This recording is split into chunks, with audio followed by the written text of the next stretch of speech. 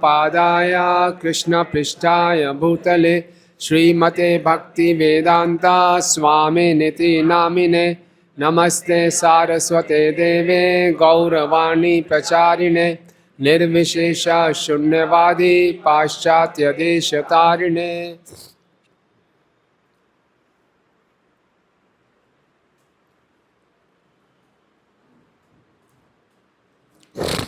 हरे कृष्णा। आवाज ठीक है आ रही है पीछे? हरे कृष्णा। तो कैसा लग रहा है सबको द्वादशी के दिन? Any realisations of keeping Nirjala Ekadashi eight Rishikesh धाम? कैसा एक्सपीरियंस रहा आप लोगों का? कोई बोलो, जोर से बोलो।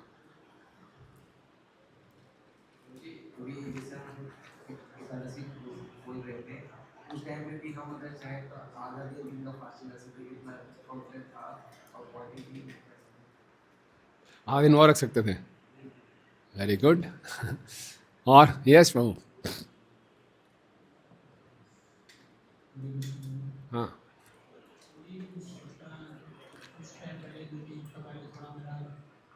आवाज़ कम है, थोड़ा बढ़ा दीजिए आवाज़। मुझे कुछ 2-3 महीने पहले मेरा थोड़ा चल रहा था, थोड़ा तबीयत खराब चल रहा था, तो थोड़ी वीकनेस थी उस चक्कर में। तो मेरे को लगा पता नहीं अभी बॉडी रिकवर हुई है नहीं हुई मेरी। तो मैं बस यही सोच रहा था पता नहीं मैं निर्जला रख पाऊँगा नहीं रख पाऊँगा। मैं सोचा चलो कोई नहीं, जल के साथ रख लूँगा। तो फिर जैसे जैसे मतलब ये कैंप आगे बढ़ता गया, मतलब एक दिन पूरा हुआ, तो थोड़ी ऐसी कन्विक्शन थी बड़ी कि हाँ भक्तों के बीच में रह के हो जाएगा। सही बात। ठीक है, मतलब ऐसे पहले भी हुआ मेरे साथ। मतलब जब मैंने फर्स्ट टाइम रखा था तब मेरे को लग रहा था मैं नहीं कर पाऊंगा, लेकिन भक्तों से रखा तो रखा गया। ऐसे आज मतलब कल हुआ था, तो थोड़ा कृष्ण को बिलीव था कि हाँ हो जाएगा। तो लास्ट मोमेंट में थोड़ी दिक्कत हुई थी, लेकिन हो गया। हरी हरी वेरी गुड जा। और किसी का, किसने पहली बार ही रखा? यस, कैसा रहा आपका अनुभव पहली बार? माइक दीजिए। अच्छा आप, हाँ पहली बार, यस।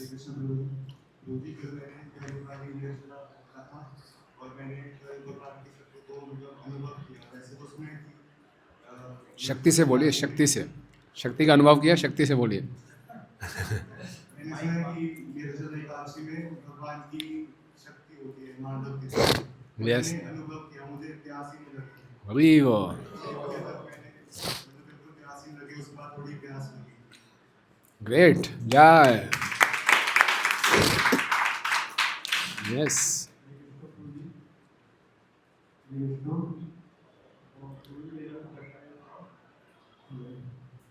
फर्स्ट टाइम था, कोई दिक्कत नहीं होती, इजीली हो गया था। जय जय जय। कितने वक्तों ने 64 माला की कल? वाह, किसने पहली बारी 64 माला की? जय। कैसा अनुभव रहा आपका? आपका कैसे रहा? आपने 64 माला की? हो गया, वेरी गुड। यस बोलिए, बोलो बोलो।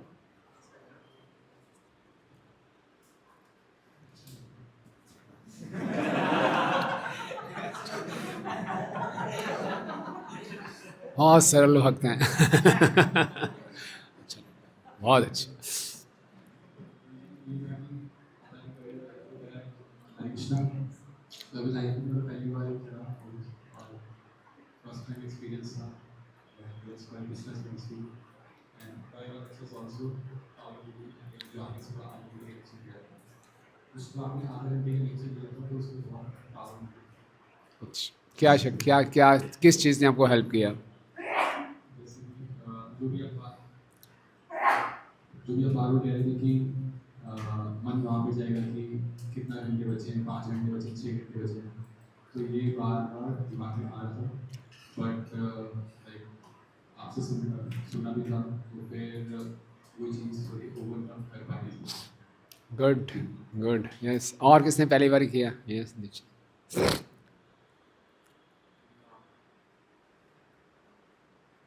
काफ़ी मुझे अच्छा था उनका एक्सपीरियंस। हार्ड था शुरू कुछ टाइम बाद, लेकिन वही घंटे गिनने शुरू करते थे कितने घंटे बचे कितने घंटे बचे। बट फिर चैंटिंग के थ्रू अपना मन भटकाया, चैंटिंग कर रहे थे एंड वो पूरी सब थी। जय जय जय हरि बोल। तो क्या प्रिंसिपल सीखते हैं अपने इस कल के एक्सपीरियंस से? दिखने में इतना टफ लग रहा था, 24 घंटे बिना कुछ खाए पिए, माय गॉड। कल इतना मौसम इतना अच्छा नहीं था, पिछले कुछ दिनों से बादल थे, धूप नहीं थी, कल धूप भी थी, सब कुछ था। तो कैसे हो गया? क्या प्रिंसिपल ड्रॉ करते हैं? भक्तों के एसोसिएशन में हो जाता है। यस, भक्तों के संग में कैसे हो जाता है? क्यों हो गया भक्तों के संग में? क्या मिला हमें प्राप्त भक्तों के संग से? जी, अगर ये चीज़ मतलब अकेले करते तो मतलब इतना इंटेंस नहीं कर पाते, या रिलेशन नहीं कर पाते। यस, भक्तों के साथ उनका डेडिकेशन देख के हो जाता है। Good good good. प्रेरणा भक्तों के संग में प्रेरणा मिली।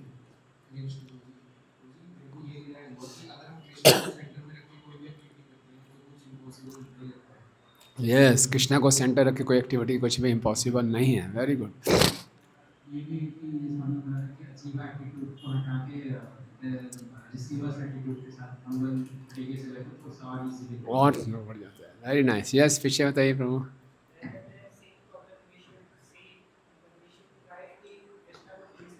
यस, नेगेटिव सोचने से पहले कितने घंटे बचे हैं, कितने घंटे बचे? ये मुंह सूख रहा है, सूख रहा है, बहुत सूख रहा है, बहुत सूख रहा है, गया गया गया ये सोच के बोले बस हरे कृष्णा कृष्णा कृष्णा हरे हरे, हरे राम राम। तो देखिए, भक्तों के संग में हमें उत्साह मिलता है, भक्तों के संग में हमें प्रेरणा मिलती है, भक्तों के संग में डिटर्मिनेशन आती है, भक्तों के संग में हम फोकस हो जाते हैं। कितना लाभ है।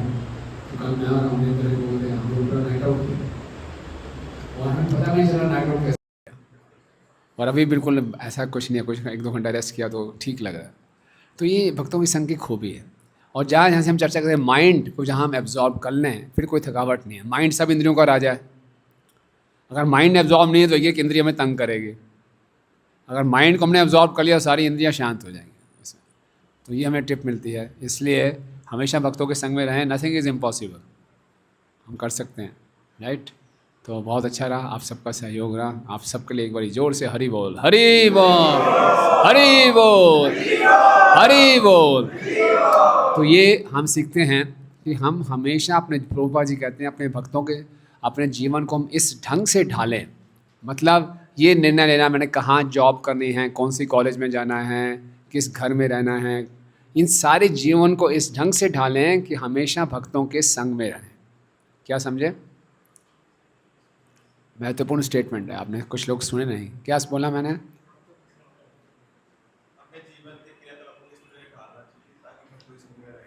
हमेशा भक्तों के संग में रहें। कौन कौन से निर्णय ऐसे लें?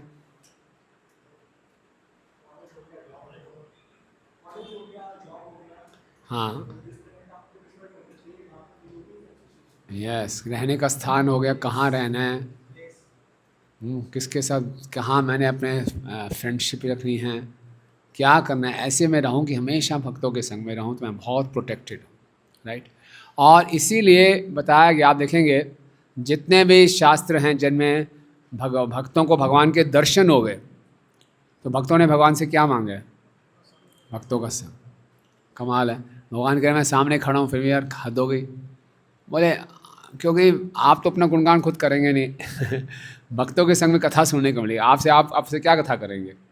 आपको थोड़ा गुणगान कर लेंगे बस, और क्या। लेकिन आपकी गुणगान आपसे ज़्यादा पावरफुल है तो हमें भक्तों का संग दीजिए, ताकि आपकी कथा का हम श्रवण कीर्तन करते रहें, राइट। तो इसीलिए ये बहुत ही पावरफुल हमारा एक्सपीरियंस रहा। और ये हम देखते हैं कि इसकी ये रियलाइजेशन बनती है कि हमें भक्त शास्त्रों की बातों को जीवन में उतारा तो हमें इसका एक पॉजिटिव रिजल्ट मिला, राइट। तो यही उपदेशामृत हमें सिखाता है कि भक्तों का संग कैसे करना है। साधु संग सर्वशास्त्र कहे, लव मात्र साधु संग सर्व सिद्धि होए। लव मीन्स क्या होता है? इंग्लिश वाला लव नहीं है ये। हाँ, 1 second, 1/14 of a second, nano second होता है 1/9, 1/14 है, पता भी नहीं चला कितने निकल गए। उतने देर का भी भक्तों का संग मिल जाए, सर्व सिद्धि। सर्व सिद्धि का मतलब क्या है? भगवत धाम, कृष्ण प्रेम, जय हरि बोल। कमाल हो गए। मेरे 5 साल हो गए, मेरे 2 साल हो गए, मेरे 25 साल हो गए सर्व सिद्धि तो आई नहीं। अभी चक्कर क्या? ये स्टेटमेंट ठीक नहीं है कि क्या है? स्टेटमेंट ठीक है। होता क्या है कि हम जानते नहीं हैं कि भक्तों का संग कैसे करना है। राइट। तो श्लोक संख्या 4, 5, 6 हमें सिखाती हैं कैसे भक्तों का संग करना है। तो ये श्लोक बहुत इंपॉर्टेंट है।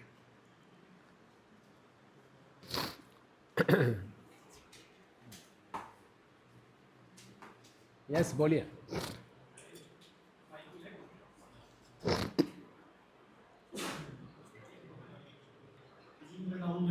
मैं अभी तो जो कि संग में है 2-3 दिन से, तो एटीट्यूड में जैसे काफ़ी फर्क है यस चीज़ों को लेके, सोचने के तरीके को लेके। या फिर जैसे ऑफिस जाते हैं तो हमारी डीलिंग्स, हम लोगों की डीलिंग्स अलग तरीके से होती है लोगों से, तो वो वाला जो एटीट्यूड है ना वो टेम्पल में भी शो होता है। यस जैसे मैं डिफेंस में, मतलब इनडायरेक्टली डिफेंस ही है, तो हफ्ते में 1 दिन आते हैं टेम्पल, तो वो चीज़ ना टेम्पल पे भी शो होती है। मतलब हम उस चीज़ को चेंज नहीं, मैं उस चीज़ को चेंज नहीं कर पा रहा। जैसे 1 हफ्ते ऑफिस में रहते हैं, सिर्फ 1 घंटे के लिए टेम्पल आते हैं, तो वो ना बहुत दिक्कत होता है। जैसे 3 दिन का भी कैंप था, तो ऐसा था कि जाऊँ ना जाऊँ, बट ऐसा था कि काफ़ी टाइम से जुड़े हुए चल के, तो अभी आएंगे तो ना 2-3 दिन में काफ़ी चेंज हुआ सोचने के तरीके में भी और हर चीज़ में। बट ऐसा डर लगता है कि वापस जाएंगे तो फिर वैसे ही हो जाएंगे। सही बात है, सही बात है। तो क्या करना चाहिए आपको? हैं? सब क्लियर है? आपने ये देख लिया, ये देख लिया, लाइट ऑन नहीं थी तो अंधेरा था, लाइट मैंने ऑन की तो प्रकाश हो गया, तो क्या करना चाहिए? अंधेरे में नहीं तो लाइट ऑफ, स्विच ऑफ रखो, प्रकाश में नहीं तो स्विच ऑन करो, तो आपको क्या करना चाहिए? स्विच ऑन करना। स्विच सामने खड़ा है, ऑन करो, लाइट आ जाएगी, पूरा पावर आ रहा है। क्या करना है, हमने जब बाहर की जगत में जाना है तो उनसे प्रभावित ना होकर उनको प्रभावित करना है, ठीक है ना। तो उनको प्रभावित करने के लिए कुछ शक्ति चाहिए, तो वो शक्ति कहाँ से मिलेगी? भक्तों के संग से। जैसे आप कैंप में आए, आपको वो शक्ति मिली है, आप जाके प्रभावित नहीं होना, उनको प्रभावित करना है, ओके। और आपकी बैटरी चार्ज रहे, तो मोबाइल को बार बार चार्ज करते हैं ना, तो बैटरी चार्ज करनी पड़ेगी। हफ्ते में एक बार आपका बहुत कमज़ोर है, ज़्यादा आइए, ठीक है। अगर मंदिर नहीं आ सकते, फ़ोन पे बात किसी न किसी ढंग से संपर्क में नहीं, राइट, ओके। तो बाहर की दुनिया में जाएंगे तो हमारा खेल जो है कबड्डी की तरह है। कबड्डी खेली है ना आपने कभी? तो कबड्डी खेली है तो वहाँ जाके हमारा उद्देश्य क्या होता है? कबड्डी, अच्छा कबड्डी का प्लेयर होगा,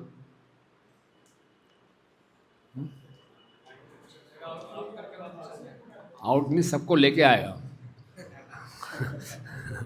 जहाँ से मैक्सिमम ये करेगा, जहाँ से लोगों को ले आओ, और मिनिमम क्या करेगा कि कम से कम ये तो ना हो जाए ऐसा कि वापस मैं खुद आ जाऊँ। ये नहीं कि उनके लाने के चक्कर में अंदर गया तो मैं भी गया आउट। तो कम से कम ये कि मैं वापस आ जाऊँ अपने पाले में, और बहुत अच्छा होगा कईयों को लेके आ जाऊँ। तो इसीलिए जितनी मेरे में शक्ति है उतना खेलना चाहिए। अब इनको मालूम है इतनी लंबी देर तक सांस नहीं रोक पाऊँगा, आ जाओ, वापस आ जाओ।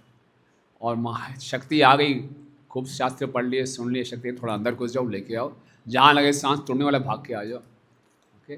तो ये प्रैक्टिकल एक्सपीरियंस से सीखना पड़ेगा। अभी हमारे को, हमने अच्छे से शास्त्रों को पढ़ेंगे, कैंप अटेंड किया, समझे, कंसेप्ट क्लियर हुए, कुछ शक्ति आई, थोड़ा प्रचार करो। अभी लगा नहीं कमजोर हूँ, फिर एटलीस्ट आप वापस जरूर आ जाओ, इतना हम करते हैं। तो ये शक्ति बढ़ती रहेगी भक्तों के संग में, राइट। और वहाँ जाएँ तो केवल औपचारिक डीलिंग करें, ऑफिशियल डीलिंग, दैट्स ऑल। अपना हृदय ना दें। वो स्टोरी सुनी थी ना बंदर और मगरमच्छ की, यस। तो अपना हृदय भक्तों के यहाँ छोड़ के जाएं, वहाँ खाली ऑफिशियल डे, राइट। तो हमने कल पढ़ा था, सुना था कि भक्तों से प्रेम कैसे बढ़ाया जाए। क्या क्या 6 बातें थी? बुंगते भोजते च। अब ये 6 प्रकार के आदान प्रदान किनके साथ करने हैं, ये बहुत महत्वपूर्ण है, राइट। एक तो क्लियर है कि भौतिकवादी लोगों के साथ 6 प्रकार के आदान प्रदान नहीं करने हैं। अब भक्तों के संग में भी किनके साथ करने हैं, कितना डिटेल में जा रहे हैं। तो ये उपदेशामृत बहुत प्रैक्टिकल है। अब इसमें हमें बताया जाएगा इस श्लोक में कि अपनी विवेक बुद्धि का उपयोग करें, किसके साथ ये 6 प्रकार के आदान प्रदान करने हैं, किसके साथ नहीं करने हैं, भक्तों के संग में भी, ओके। तो अलग अलग श्रेणी के भक्त होते हैं, अलग अलग श्रेणी के भक्तों से कैसे व्यवहार किया जाए, ठीक है। ये 4, 5, 6 एटलीस्ट 7 श्लोक तक तो सबको कंठस्थ कर लेने चाहिए, है ना, पूरा ये, क्योंकि बहुत श्लोक महत्वपूर्ण है, ओके। कृष्णेति यस्गिरि तममंसाद्रियेत दीक्षासि चेत् प्रणतभिश्च भजन्तमीशम् शुश्रूषया भजन विज्ञम् अनन्यमन्या निन्दादिशून्यहृदमीप्सितं संगलब्ध्या यस पढ़िए अनुवाद। मनुष्य को चाहिए कि जो भक्त भगवान श्री कृष्ण के नाम का जप करता है उसका मन से आदर करे। उसे चाहिए कि वह उस भक्ति को सादर नमस्कार करे जिसने आध्यात्मिक दीक्षा ग्रहण कर ली है और जो आचार्य विग्रह के पूजन में लगा हुआ है, एवं उसे चाहिए कि वह उस शुद्ध भक्त की संगति करे और श्रद्धा पूर्वक उसकी सेवा करे जो अन्यायी भक्त में आगे बढ़ा हुआ है और जिसका हृदय दूसरे की आलोचना निंदा करने की प्रवृत्ति से सर्वथा विमुख है। ओके, तो तीन है। कृष्णेति यस गिरम तब मनसा आदरियेत, जिसकी जीवा पे, गिरी मतलब जीवा, जिसकी जीवा पे कृष्ण का नाम रहता है उसको मन से आदर किया जाए।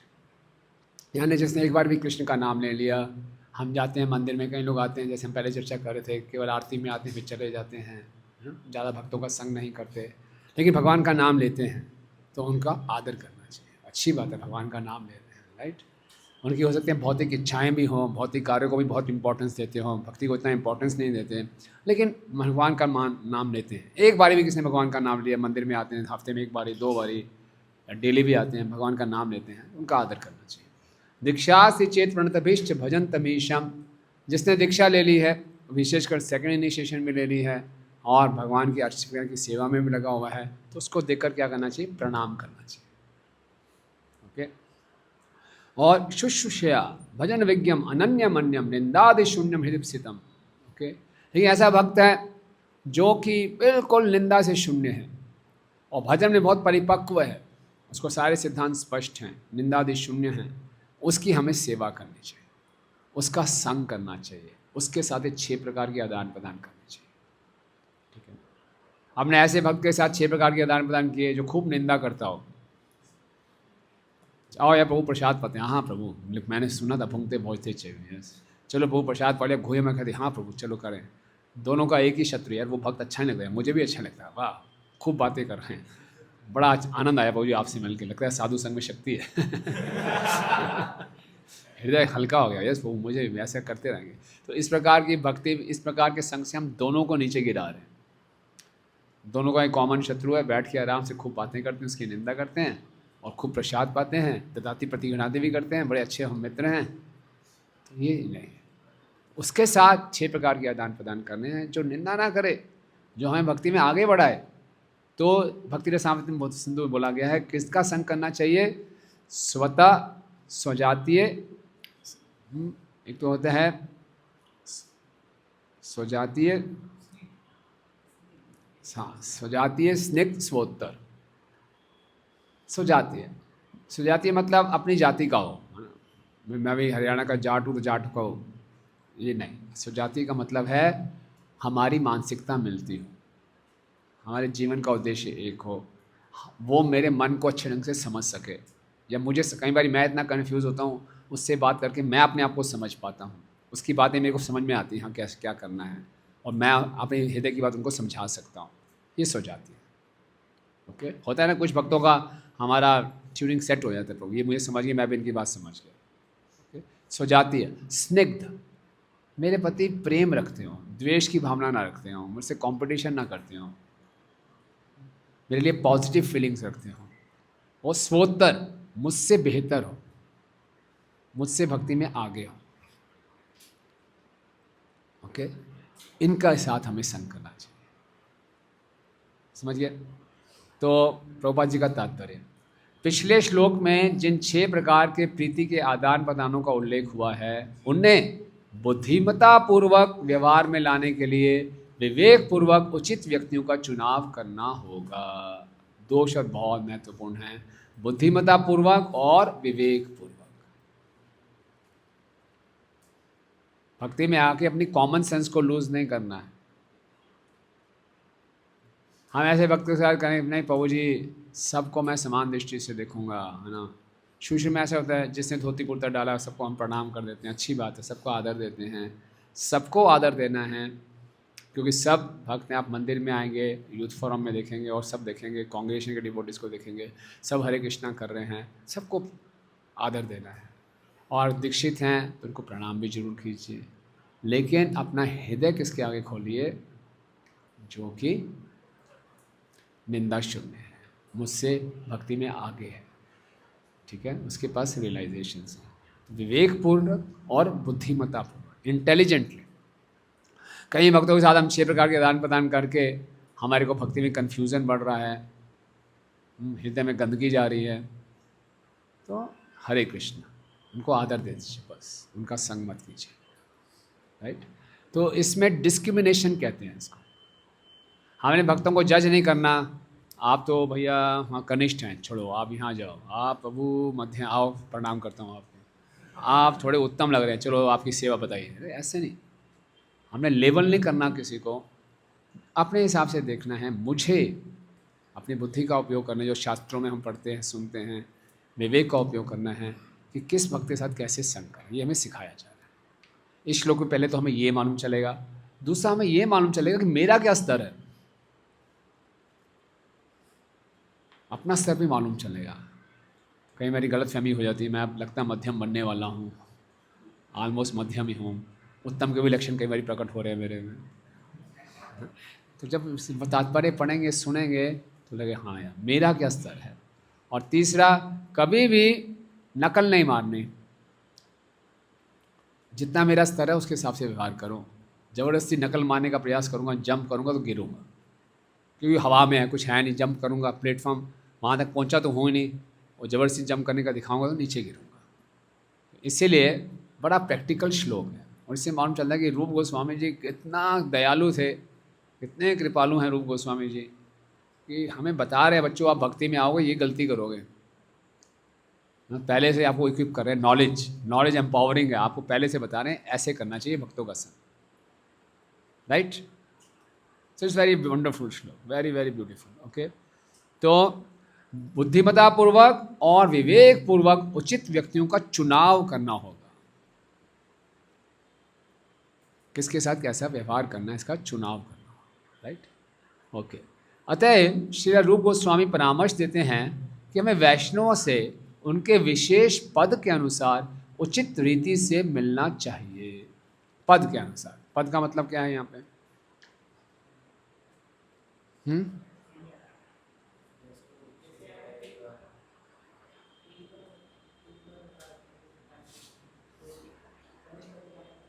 हाँ, पद ये नहीं होना चाहिए पोस्ट है प्रभु जी के पास, उसके पद को देख के व्यवहार करें, वो भी ठीक है, पद के साथ उनके साथ उनसे व्यवहार करना चाहिए, लेकिन हम विशेष पद देखना है उनकी आध्यात्मिक स्थिति, जो इन 3 श्लोक इस श्लोक के अनुसार, राइट। इस श्लोक में हमें ये बताते हैं कि 3 प्रकार के भक्तों, कनिष्ठ अधिकारी, मध्यम अधिकारी तथा उत्तम अधिकारी के साथ किस तरह से व्यवहार किया जाए, राइट। अब ये बहुत इंटरेस्टिंग है कि कनिष्ठ कौन है, मध्यम कौन है और उत्तम कौन है, तो आपको थोड़ा अलर्ट रहना पड़ेगा। ओके, प्रभुपाद जी ने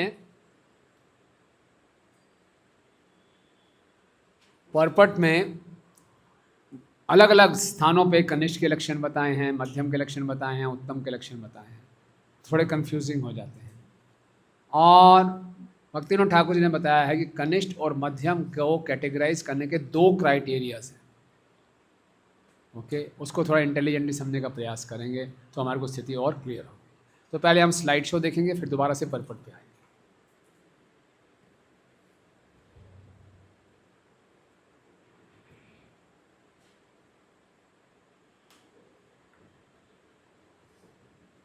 ओके, ये पढ़िए। अरे विजडम शेयर वही करने वाले हैं हम। कब होगा? Smart projector, very good. क्या क्या दिखा रहा है? बहुत सिखिया, जिसने हरिनाम दीक्षा गुरु से ली है, जो भगवान नाम जप करने का प्रयास कर रहा है, ऐसे को मन ही मन में सम्मान देना चाहिए। तो देखिए माता, आप हद हो गई है, सबके सब वहाँ देखना ही नहीं तो वहाँ देख रहे हैं, तो सुनेंगे क्या? इस एक एक लाइन बहुत इंपॉर्टेंट है, इनको करने दीजिए जो करें। ओके, सुनिए, क्या दिखाई दे रहा है? कुछ दिखाई दे रहा है? अच्छा, अब शाय हो गया, राइट। तो पहले हम बता दें, इसका फोकस नहीं आ रहा, ठीक करिए। तो सुनिए, पहले इंपॉर्टेंट बात सुनिए, आप मिस कर देंगे नहीं तो कनिष्ठ अधिकारी भी 3 टाइप के होते हैं। ऐसा नहीं कि कनिष्ठ है, मध्यम है और उत्तम है। ये रेलवे अपने हमारे रेलवे उसके जो क्या बोलते हैं कंपार्टमेंट के 3 भाग होते हैं ना, लोअर बर्थ, अपर बर्थ। तो भैया लिया तो लोअर बर्थ मिलेगा या अपर बर्थ मिलेगा, यो मिलेगा ना, ये कंटिन्यूस है। ओके, ट्रेन में हम जाते हैं तो सीट नंबर 29, 30, 31 लोअर मिडल, तो मैं 29 और 30 के बीच में कहीं सेट हो सकता हूँ? नहीं। बोले मैं सोच रहा हूँ 29.5 पे आ जाऊँ, तो है ही नहीं, प्लेटफॉर्म ही नहीं है। लेकिन ये जो कनिष्ठ और मध्यम और उत्तम है, ये ग्रेडेशंस ऐसे कंटिन्यूस है, कंटिन्यूम है। तो कोई हो सकता है कोई कनिष्ठ कनिष्ठ हो, कोई मध्यम कनिष्ठ हो, कोई उत्तम कनिष्ठ हो, कोई कनिष्ठ मध्यम हो, कोई मध्यम मध्यम हो, कोई उत्तम मध्यम हो। कोई कनिष्ठ उत्तम है, मध्यम उत्तम है, उत्तम उत्तम है। समझ गया? ये कंटिन्यूअस है, ऐसा नहीं जंप कर गया जी, चलो ये टीटी से बात किया, लोअर से मिडल में आ गया, नहीं, ये कंटिन्यूअस प्रोसेस ऐसे होगा। ओके, तो जो कनिष्ठ प्लेटफॉर्म है उसके भी 3 स्तर हैं ब्रॉडली, और इसमें भी कंटिन्यूएशन है। उसमें पहले को बोलते हैं प्राकृत साहिज्य। क्या बोलते हैं? प्राकृत। तो कनिष्ठ भक्त को प्राकृत भक्त भी बोलते हैं। प्राकृत मतलब मटीरियलिस्टिक, इस प्रकृति का, भौतिक प्रकृति का। तो पहले को बोलते हैं प्राकृत साहिज्य। प्राकृत है, मटीरियलिस्टिक है, बहुत सी भौतिक इच्छाएं हैं, ठाकुर जी से बस प्रेम है, थोड़ा सा आते हैं, वृंदावन भी जाते हैं, राधे राधे भी बोलते हैं सब, लेकिन भक्ति को बड़ा चीपली लेते हैं, इतना सीरियसली नहीं लेते। साहिज्य है ना, तो प्राकृत साहिज्य है। फिर होंगे प्राकृत भक्त। साहिज्य से वो भक्त बनना शुरू होता है, कुछ माला का जप करना शुरू कर देता है, नियमों को 4 में से 2 या 3 का पालन करने का प्रयास कर रहा है, कुछ भक्तों में रुचि बढ़ रही है। और फिर है प्राकृत कनिष्ठ। प्राकृत कनिष्ठ हो सकते हैं दीक्षा भी ले ली हो, हरि बोल, इतना आराम से बैठे हुए, पक्का सोने की योजना बना रहे हो आप, तसल्ली से आराम से सूर्य नमस्कार करते हुए शवासन में जा रहे हो आप। ये पूरी योजना है कि अब सोना है। ओके, सो क्या क्या बताया मैंने, बताओ? हरि बोल। नहीं, वो बताएंगे सूर्य नमस्कार जो करें। हाँ हाँ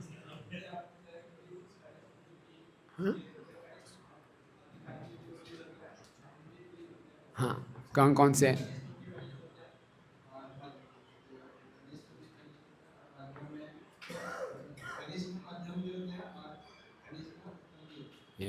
यहाँ तक आप ठीक थे, उसके बाद क्या बताया? देखा? तो हाँ, इसीलिए प्लीज़ अलर्ट रहिए, क्योंकि ये बड़ा टेक्निकल टॉपिक है। ओके, और टेक्निकलिटी जाना बहुत ज़रूरी है, हम अपने व्यवहार में इसको उतारेंगे। तो प्राकृत साहिज्य है, फिर कनिष्ठ में भी 3 और, प्राकृत साहिज्य, प्राकृत भक्त, प्राकृत कनिष्ठ। ओके, प्राकृत साहिज्य क्या है? कोई नियमों का पालन नहीं करता, भक्ति को चीपली लेता है। प्राकृत भक्त है, भक्ति को कुछ गंभीरता लेना शुरू किया है, कुछ महत्व समझ रहा है, कुछ 1-2 नियम पालन करना शुरू कर दिए, माला जप शुरू कर दिया। और प्राकृत कनिष्ठ क्या है? उसने दीक्षा ले ली, राइट, लेकिन अभी फिर भी मेटलिस्टिक एटीट्यूड बना हुआ है, राइट। ओके, अब ये जो आपको दिखाई दे रहा है, इतना क्लैरिटी नहीं है ना?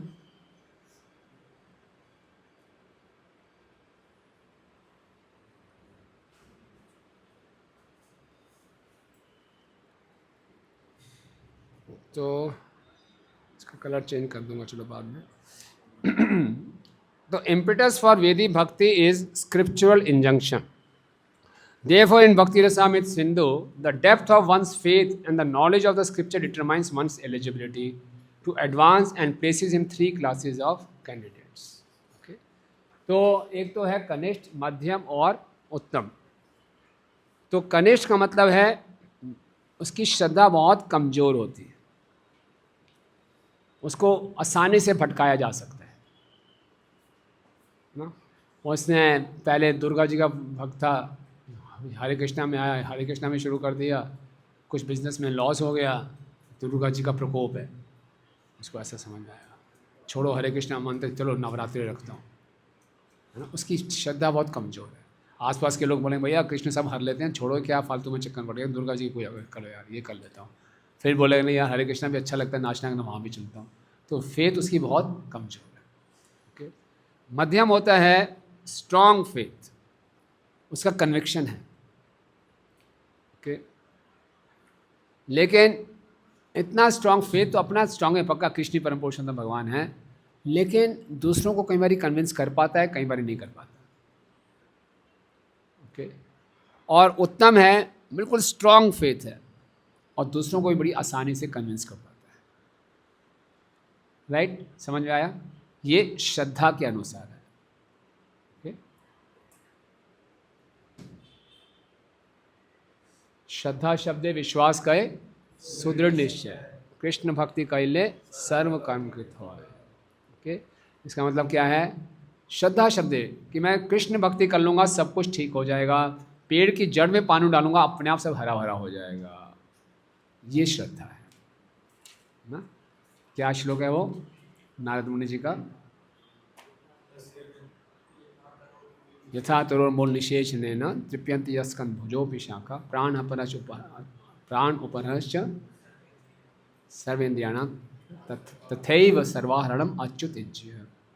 कि भगवान की भक्ति करने से सारे देवता संतुष्ट रहते हैं, जिसकी पेड़ की जड़ में पानी डालने से सारी शाखाएं हरी भरी हो जाती हैं। ओके, अब ये हुआ कनिष्ठ मध्यम उत्तम अधिकारी, जिनको अधिकार है। अब एक होगा कितनी भगवान के साथ आसक्ति है, कितना भक्ति में उन्नति है। ओके, तो पढ़िए क्या लिखा है। Srimad Bhagavatam, the devotee is considered superlative and superior according to his attachment and love. Rati prem taratmay bhakta taratmay. Okay, Shrimad Bhagavatam के 11वें स्कंद में राजा निमि का संवाद है नव योगेंद्रों के साथ। तो वहाँ बताया गया है कि जो भक्तों के जो श्रेणियाँ हैं उनकी आसक्ति और प्रेम के आधार पे कितनी भक्ति में उनको आगे बढ़ गए हैं। तो ये भी कनिष्ठ, मध्यम और उत्तम है। तो इनमें इनको बोलते हैं जो श्रद्धा के अनुसार था, श्रद्धा और ज्ञान के अनुसार था, उसको बोलते हैं अधिकारी। सोच समझ लीजिए, कनिष्ठ अधिकारी, मध्यम अधिकारी, उत्तम अधिकारी। और जो अटैचमेंट और लव के आधार पे, आसक्ति और प्रेम के आधार पे है, उसको बोलते हैं भक्त। कनिष्ठ भक्त, मध्यम भक्त, उत्तम भक्त। समझ गया? श्रद्धा और ज्ञान के अनुसार जो हम कैटेगराइज करेंगे तो अधिकार मिलते हैं। कनिष्ठ अधिकारी, मध्यम अधिकारी, उत्तम अधिकारी। और प्रेम और आसक्ति के अनुसार जब होता है तो हम भक्त बोलते हैं। कनिष्ठ भक्त, मध्यम भक्त, उत्तम भक्त। हाँ, समझाते हैं आपको। आपने इंजीनियरिंग डिग्री कर ली तो आपको अधिकार मिल गया किसी कॉर्पोरेट सेक्टर में जाके सेवा करने के। अधिकार है, अभी जॉब मिला नहीं है। जब जॉब मिल जाएगा फिर बोलेंगे आप सीनियर इंजीनियर हो या जूनियर इंजीनियर हो। अभी आप सीनियर इंजीनियर, जूनियर इंजीनियर बने के अधिकारी हो, अभी जूनियर इंजीनियर बने नहीं। ठीक है ना? क्वालिफिकेशन है आपके पास, लेकिन आपने उसको भी आप उसको पहुँचे नहीं अभी। ठीक है ना? तो जो भक्त है उसकी कितनी अटैचमेंट, उसको अचीव कर लिया है। अधिकारी के पास क्वालिफिकेशन है लेकिन अभी हुआ नहीं है। तो जो भक्त है वो ऑटोमेटिकली अधिकारी है, बट अधिकारी ऑटोमेटिकली भक्त नहीं है। समझ गया? इंजीनियरिंग कॉलेज में हो, पास आउट कर लिया, डिग्री है, फर्स्ट क्लास है, जॉब लेटर भी आ गया, लेकिन अभी जॉब ज्वाइन नहीं किया, तो अधिकार पूरा है लेकिन अभी बना नहीं हो। ओके, लेकिन जो ऑलरेडी जॉब कर रहा है वो अधिकारी तो है ही, तभी जॉब कर रहा है। समझ गए? सटल डिफरेंस है। तो भक्त किस आधार पे होता है? Love and attachment. और अधिकारी किस आधार पे होता है? श्रद्धा और ज्ञान के आधार पे। ओके, तो जो कनिष्ठ भक्त है उसका क्या श्लोक है?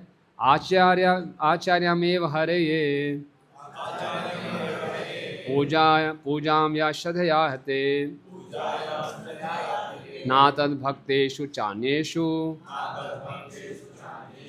स भक्तो प्राकृतो स्मृत। ओके, इसका अनुवाद पढ़िए। Prakrit Bhakt or materialistic devotee does not purposefully study the Shastra and try to understand the actual standard of pure devotional service. Consequently, he does not show proper respect to advanced devotees. He may, however, follow the regulated principles learned from his guru or from his family who worships the deity. He is to be considered on the material platform, although he is trying to advance in devotional service. Such a person is a Bhakt Prai, neophyte devotee, or Bhakt Bhash, भक्ताभास। for he is little enlightened by Vaishnava philosophy. ठीक है, तो प्राकृत भक्त है, उसको खाली भगवान से लेना देना है बस, ठाकुर जी और मैं, बीच में और कोई नहीं। वो भक्तों के महत्व को समझता नहीं है। मैं प्रारंभ में ऐसे ही होते हैं, जैसे मैं एग्जाम्पल दे रहा हूँ, केवल आरती में आते हैं, भक्तों से कोई बातचीत नहीं, कोई क्लास में आना नहीं, कुछ नहीं। ठाकुर जी के साथ मेरा डायरेक्ट कनेक्शन है। और ऐसे भक्तों कई बार लगता है कि मैं सर्वश्रेष्ठ हूँ, ठाकुर जी से मेरी बातचीत होती है, बहुत बढ़िया। तो भक्तों की आवश्यकता महसूस नहीं होती, भक्तों को महत्व को भी नहीं जानता हूँ, भक्तों के संग के महत्व को नहीं जानता, तो उसको क्या बोलेंगे? भक्त आभास। वो वैष्णव प्राय है, वैष्णव बना नहीं है, वैष्णव प्राय है, लेकिन फिर भी हमें उसको आदर देना है, क्योंकि वो भगवान से संबंध बनाने का स्थापना कर रहा है। पढ़िए इसको। Sri Madhvacharya states that बढ़ो। Kanishadikari has no idea that the Supreme Lord has the power to exist outside the temple. Being puffed by his own ceremonial worship, a Kanishadikari can't imagine that anyone is more religious than he, and he is not even aware that other devotees are more advanced. Thus, he can't understand the Madhyam or Uttam standard of bhakti, and sometimes, because of his false pride, he criticizes more advanced devotees, neglects them, or simply has no understanding of their. कोई लेना देना ही नहीं है, उसको समझता है भगवान ठाकुर जी कहाँ मिलेंगे? मंदिर। मंदिर के बाद मेरा अपना जगत है, अपनी फैक्ट्री है, अपना घर है, बढ़िया, मैं भोगता हूँ। ठाकुर जी के पास जाता हूँ, मेरा भोग वगैरह सब बढ़िया चलता रहे। हाँ, ये सब ये भिखारी लोग हैं, ब्रह्मचारी वगैरह सब मांगते रहते हैं, कुछ ठीक है, कुछ करने को नहीं है, मंदिर में आ गए। तो उसको भक्तों की महत्वता का, भक्तों क्या कर रहे हैं, उसका कोई लेना देना नहीं है। वो सोचता है कि मैं बहुत अच्छा भक्त हूँ। मिलते हैं तो रोज़ हर संडे जी जाते हैं बांके बिहारी जी के पास, उनका बुलावा आता है, हम तुरंत चले जाते हैं। अच्छी बात है, लेकिन इसी में सोचते हैं कि हम बहुत अच्छे हैं, तो भक्तों की आवश्यकता, भक्तों के से संग करने का कोई उनको मतलब नहीं है। राइट?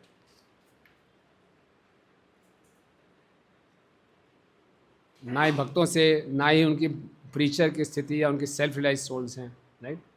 और देखिए आगे पढ़िए। Another symptom. Position as preachers or completely self-realized souls. Another symptom of the Kanishadikari is that he is infatuated by the mental qualifications of so-called great materialistic persons.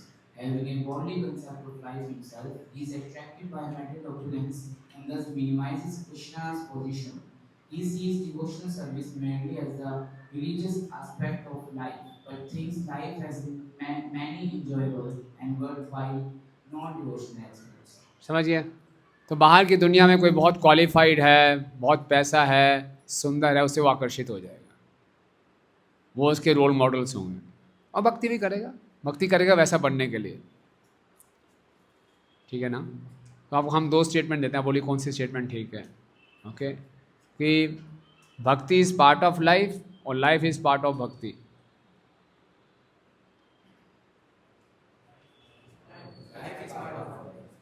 पहला स्टेटमेंट क्या है? भक्ति इज, कितने लोग इसको मानते हैं? भक्ति is part of life.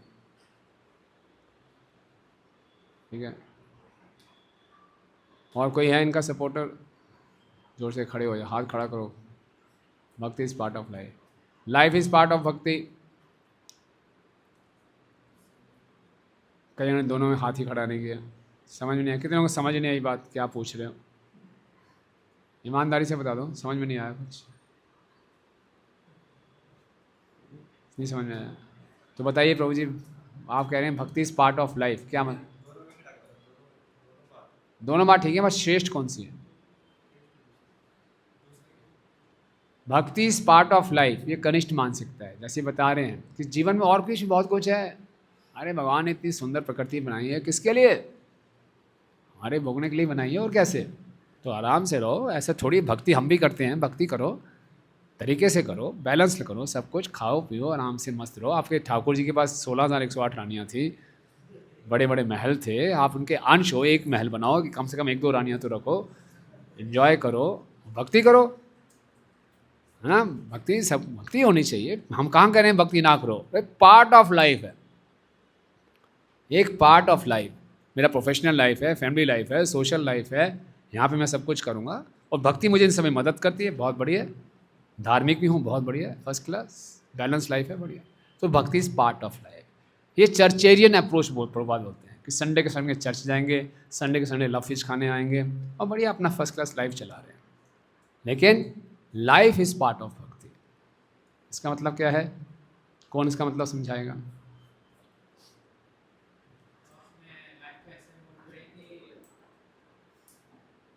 Life में जो भी मेजर डिसीजंस है वो ऐसे ले कि वो हमारी भक्ति को हेल्प करे। ओके, यस यस बोलो।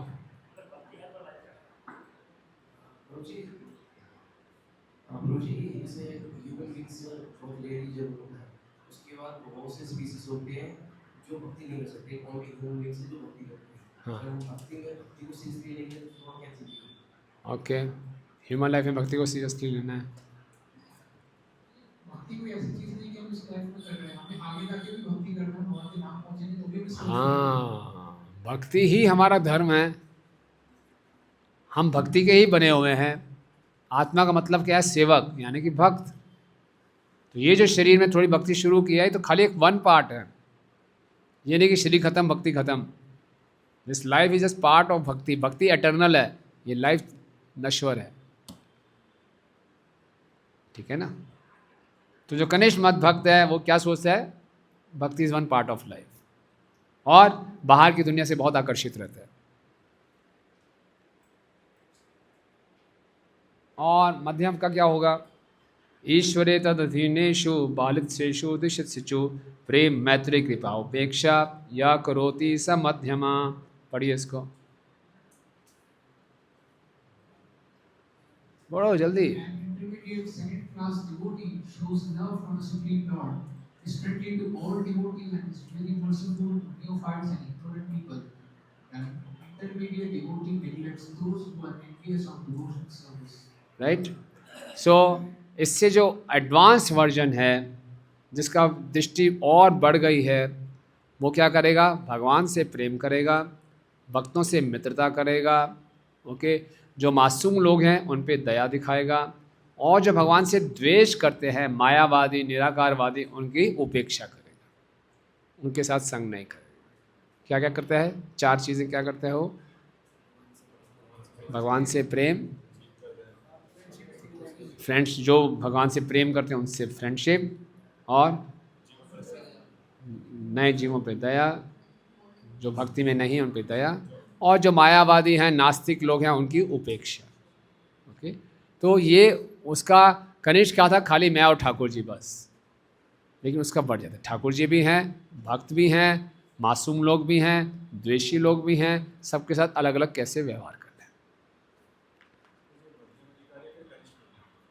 ये मध्यम भक्त है, ठीक है, ये मध्यम भक्त है, राइट।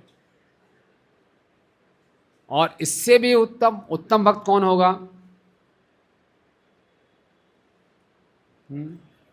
ये होगा सर्वभूतेषु या पश्येत् भागवत भवम आत्मनो भूतानि भगवती आत्मानि एषा भागवत उत्तमा। पढ़िए। A person advanced in devotional service sees within everything the soul of souls, Krishna. Consequently, he always sees the form of the Supreme Personality of Godhead as the cause of all causes and understands that all things are situated in him. Right? समझिए, उत्तम भक्त सबको भगवान से संबंधित देखेगा, हर चीज़ में भगवान को दर्शन करेगा। तो वो सोचेगा मेरे को छोड़कर सारे भक्त हैं। कनिष्ठ सोचता है मेरे अलावा और कोई नहीं है, हमसे बढ़कर कौन। और उत्तम बोलेगा हमसे बढ़कर सब। और मध्यम बोलेगा ऐसा है, दोनों एक्सट्रीम में। कुछ अच्छे हैं उनसे दोस्ती करूँगा, भगवान भी हैं, भक्त भी हैं, मासूम लोग भी हैं और द्वेषी लोग भी हैं, सबसे अलग अलग व्यवहार करें। राइट? तो कनिष्ठ भक्त भी प्रचार नहीं कर सकता, बोले सबसे श्रेष्ठ मैं हूँ, वो किसी को समझता ही नहीं। उत्तम भक्त भी प्रचार नहीं करता, बोले मैं क्या प्रचार करूँगा, सब मुझसे श्रेष्ठ है। तो मध्यम भक्त है जो प्रचार करता है, वो जानता है कैसे किसके साथ व्यवहार करना है। तो उत्तम भक्त को अगर प्रचार करना होता है तो वो अपनी मानसिकता को मध्यम भक्त के स्तर पर लाता है, तभी वो डिस्टिंग्विश कर पाता है कि इसको कैसे व्यवहार करना है। राइट? समझ में आया? ये 3 श्रेणियाँ भक्ति के अनुसार, हमारे प्रेम और आसक्ति के अनुसार, और अधिकार किसके अनुसार मिलता है? श्रद्धा और ज्ञान के अनुसार। क्लियर है यहाँ पे बात? गुड। हाँ, उत्तम भक्त, उत्तम भक्त सबको है, सबके अंदर भगवान का अंश देखते हैं। जड़ हो और या चेतन हो, स्थावर हो, जंगम हो, मूवेबल, इमूवेबल, हर चीज़ में वो भगवान के दर्शन करेगा। Okay, the qualification for seeing Krishna everywhere is प्रेमांजन चरित भक्ति विलोचनेन संता सदैव हृदयेषु विलोकयन्ति। क्योंकि उसके हृदय में भगवान है, वो हर जगह भगवान के दर्शन करता है। ओके, अब चैतन्य चरितामृत में मध्य लीला में चैप्टर 15-16 में चैतन्य महाप्रभु ने कुलीन ग्राम के एक निवासी थे, सत्यराज खान।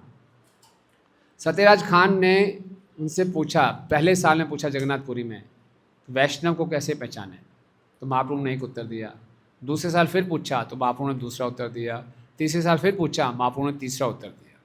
तो वो 3 उत्तर हैं कनिष्ठ, मध्यम और उत्तम भक्त के। ओके, तो Sri Chaitanya Mahaprabhu then finally advised, one who is chanting the Hare Krishna Mahamantra is understood to be a Vaishnav, you should offer all respects to him. पहले साल जब उसने पूछा कि भक्त को कैसे पहचाने, तो बोले जिसने एक बारी भी कृष्ण का नाम ले लिया वो वैष्णव है। ठीक है, भक्त भक्त। राइट? दूसरे साल पूछा कैसे भक्त को पहचाने, बोलो जो कि निरंतर कृष्ण नाम ले रहा है वो मध्यम भक्त है, वो भक्त है, वो वैष्णव है। इसका तात्पर्य पढ़िए।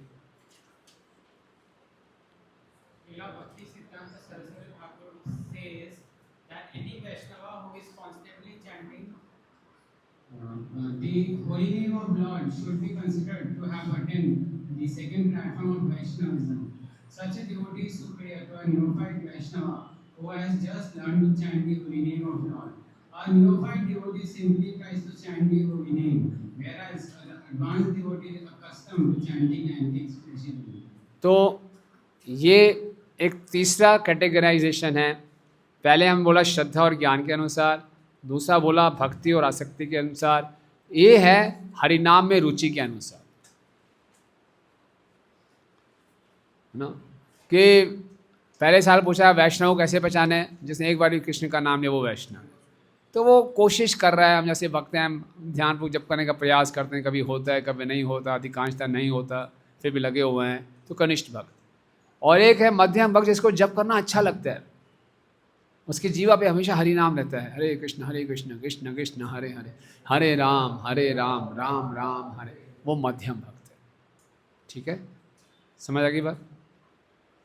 तीसरे साल फिर पूछा, तब तक ये वही चल रहा है उसका सोच। पढ़िए आगे। And intermediate devotees greatly attracted to chanting the holy name, and by chanting he is elevated to platform of Lord. If one chants the holy name of Lord with great attachment, he can understand his position as an eternal servant of his spiritual master, other Vaishnavas and Krishna himself. Thus, the intermediate Vaishnava considering himself Krishna Dasa, Krishna servant. Right? तो हरि नाम का जब हम आसक्ति से करेंगे, भगवान की स्थिति को समझेंगे, अपनी स्थिति को समझेंगे, दूसरों की स्थिति को समझेंगे, तो हम क्या हो जाएंगे? मध्यम भक्त। राइट, समझ गए? ओके, आगे बढ़िए। Now to the topic of second characteristic, the friendly attitude of the Madhyam Vaishnava adopts towards his fellow surrendered devotees of the Lord, those who are blessed by Shuddha Bhakti. The Kanishta Vaishnava is not on the platform of Shuddha Bhakti. This is to say, that is to say, he does not serve and satisfy the pure devotees. Therefore, Maitri can only be properly extended by the Madhyam Adhikari to his fellow Madhyam Vaishnavas and the higher level Uttam Vaishnavas. ठीक है, समझ गए? खाली मध्यम भक्त है वही मित्रता दिखाते हैं, कनिष्ठ वैष्णव मित्रता नहीं जानता, कैसे भक्तों के साथ दोस्ती करनी है। वो कंपटीशन करेगा, वो हमेशा ये दिखाने का प्रयास करेगा मैं आपसे श्रेष्ठ हूँ, फिर उसके अंदर में ये भावना होती है मैं सर्वश्रेष्ठ हूँ, असम ऊर्ध्वम, मुझसे बढ़ के कोई नहीं है। ठीक है ना, समझ आ रही है बात? तो कई बार तात्पर्य में हम देखेंगे प्रभुपाद जी ने 5 श्लोक का तात्पर्य दिया है, मिक्स कर दिया है, भक्त और अधिकारी सबको प्रभुपाद अधिकारी अधिकारी करके लिख रहे हैं। तो वो भी, क्योंकि भक्त भी अधिकारी तो होगा ही होगा, लेकिन हम थोड़ा और इसके सूक्ष्मता में जाने का प्रयास करें। ओके, पढ़िए आगे। The intermediate devotee preaches Krishna consciousness to innocent neophytes and stresses the importance of chanting the Hare Krishna Mahamantra. An intermediate devotee can identify the non-devotee or motivated devotee. The motivated devotee or the non-devotee are on the material platform and they are called Prakriti. The intermediate devotee does not mix with such materialistic people. ठीक है, clear है, समझ आ रही है बात? हिंदी अनुवाद की जरूरत तो नहीं है ना? Yes. A neophyte and an intermediate devotee should always be eager to hear the Mahabharata and serve him in every respect. The neophyte and intermediate devotees can gradually rise to the platform of Uttam Adhikari and become first-class devotees. Okay, तो हमने आगे बढ़ना है, ये हमारा वास्तविक स्थिति नहीं है कि हम हमेशा कनिष्ठ रहें या मध्यम रहें। हम सबको अगर भगवत धाम जाना है तो कौन से लेवल पे आना पड़ेगा? उत्तम भक्त, राइट? तो उत्तम भागवत का संग करके, उनकी सेवा करके हम उत्तम भागवत बन सकते हैं। ओके, अगले साल फिर वो पूछा कि भक्त को कैसे पहचाने, तो महाप्रभु ने उत्तर दिया, जिसके दर्शन करने मात्र से कृष्ण का स्मरण हो जाए वो वैष्णव है। पढ़ पढ़िए। With great love and affection, the Mahabhagavad observes the Supreme Personality of Godhead, devotional service, and the devotee. He observes nothing beyond Krishna, Krishna consciousness, and Krishna's devotees. The Mahabhagavad knows that everyone is engaged in the Lord's service in different ways.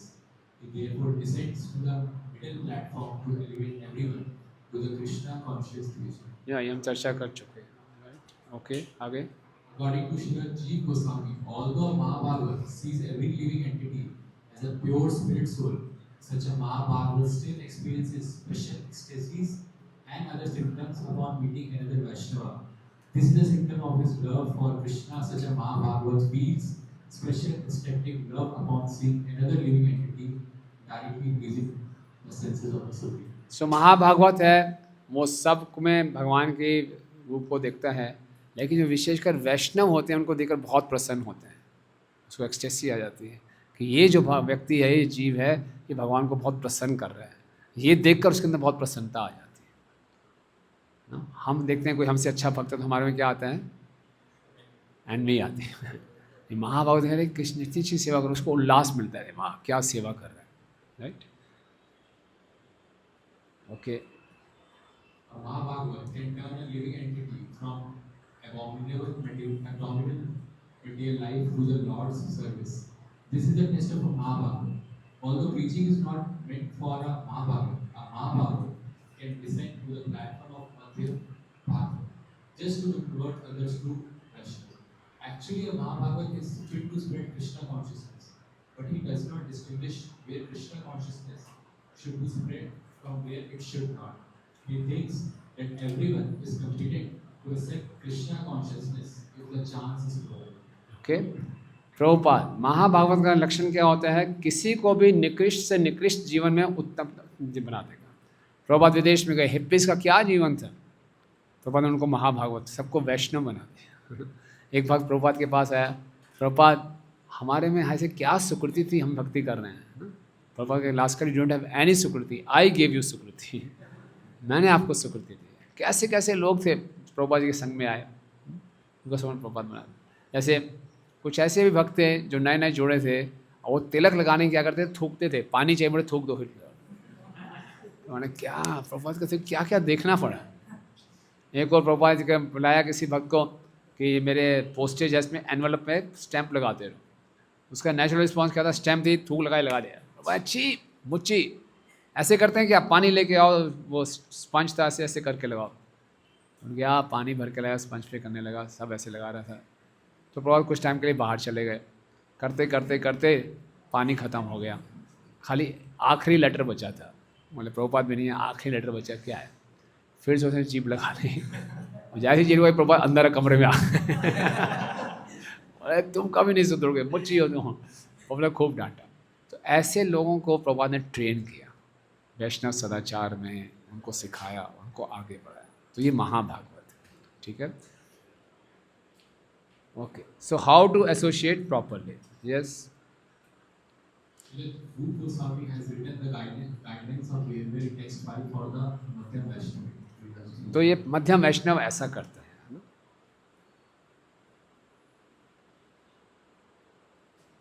Yes, Rupa Goswami writes on Madhyam should mentally honor मनसा आदरियेत Manasa Driyata, the devotee who chants the holy name, कृष्णेति यस्य गिरे offer humble obeisances प्रणतभिश्च to the devotee who has undergone spiritual initiation, Diksha, and is engaged in worshipping the deity. भजन्तमीशम्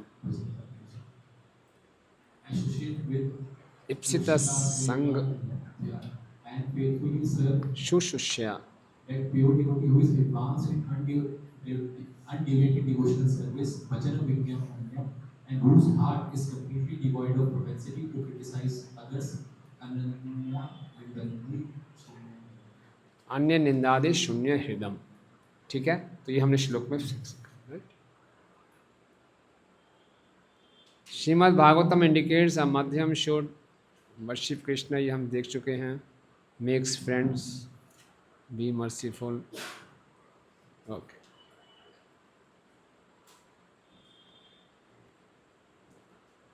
right, यहाँ तक सब clear है? अधिकारी और भक्त का समझ में आ गया सब? यस हैं? हाँ, सेम ही चल रहा है। कैसे?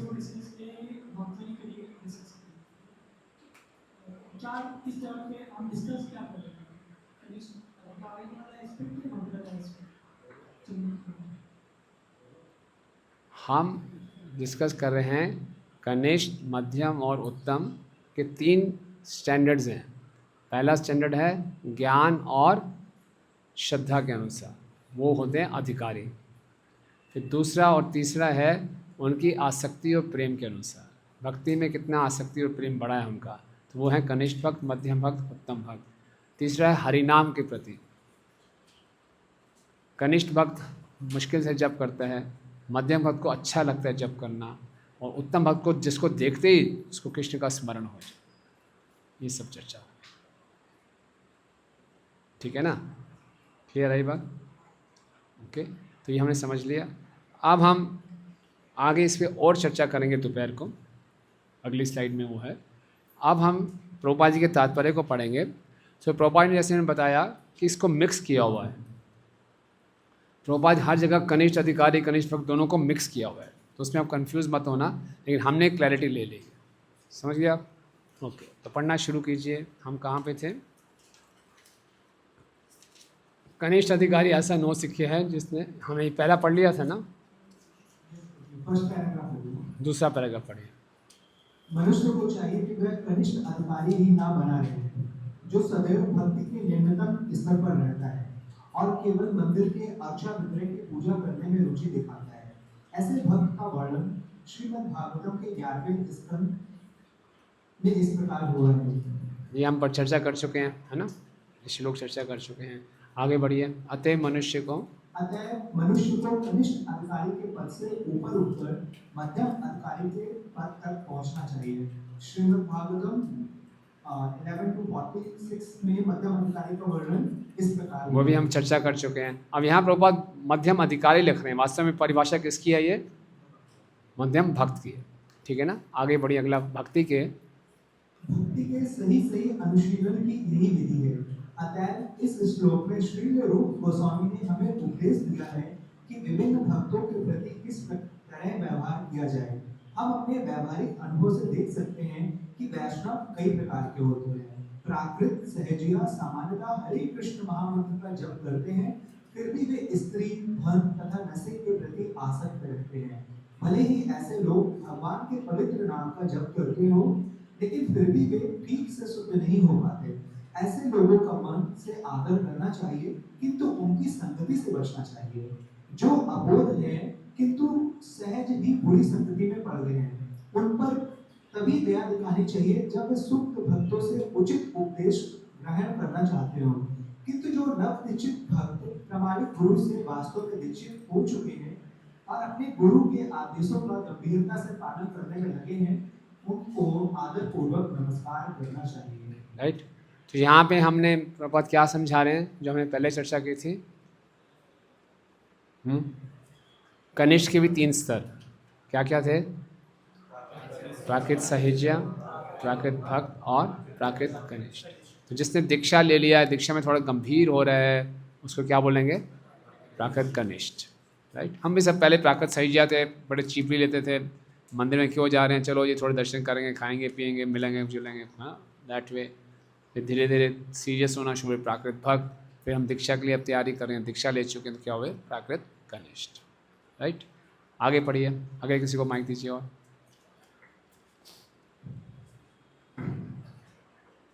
इस कृष्णा भावनामृत आंदोलन में जाति, नस्ल या रंग का भेदभाव किए बिना प्रत्येक मनुष्य को अवसर दिया जाता है। इस आंदोलन में हर व्यक्ति को सम्मिलित होने या हमारे साथ बैठने, प्रसाद देने तथा भगवान श्री कृष्ण के विषय में सुनने के लिए आमंत्रित किया जाता है। जब हम देखते हैं कि कोई व्यक्ति सचमुच ही कृष्ण भावनामृत में रुचि रखता है और दीक्षित होना चाहता है, तो उसे हम भगवान के पवित्र नाम का कीर्तन करने के लिए शिष्य रूप में ग्रहण करते हैं।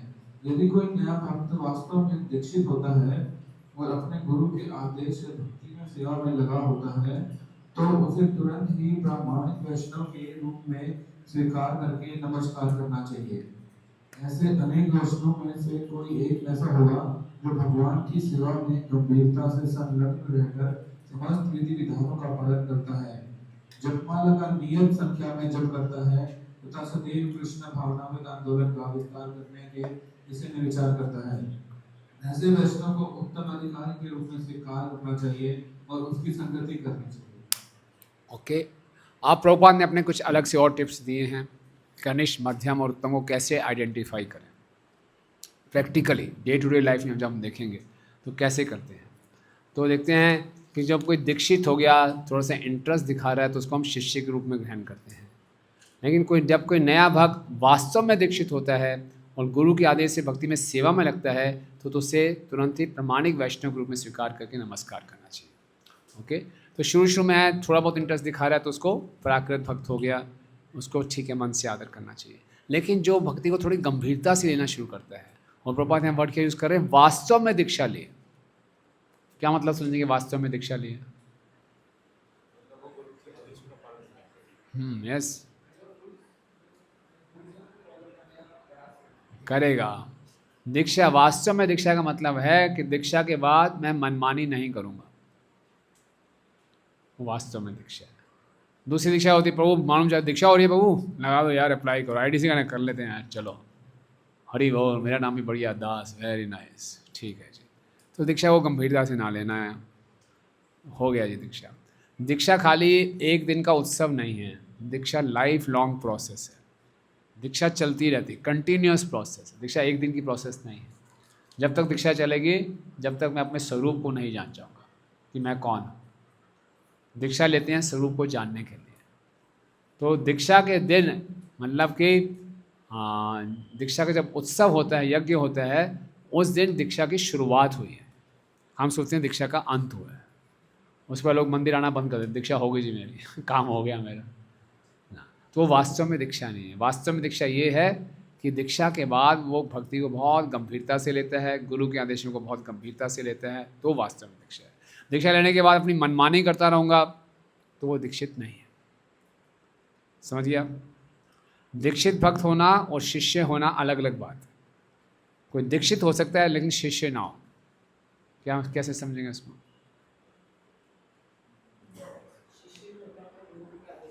हाँ, दीक्षा तो ले लिया, नाम मिल गया, बढ़िया, पब्लिक स्टेटस हो गया फर्स्ट क्लास, आपने फेसबुक पर अपनी फ़ोटो भी डाउनलोड कर दी, अपना नाम भी डाल दिया, सब हरि बोल रहे हैं, वेरी गुड, इसमें हम खुश हैं बस। एक शिष्य वो है, दीक्षा लेने के बाद शिष्यत्व शुरू होता है, शिष्य बनना हम शुरू होते हैं। तो हमें शिष्य बनना है, केवल दीक्षित नहीं होना, शिष्य बनना है, राइट? तो वो वास्तविक दीक्षित है जो शिष्य बनने का प्रयास कर रहा है।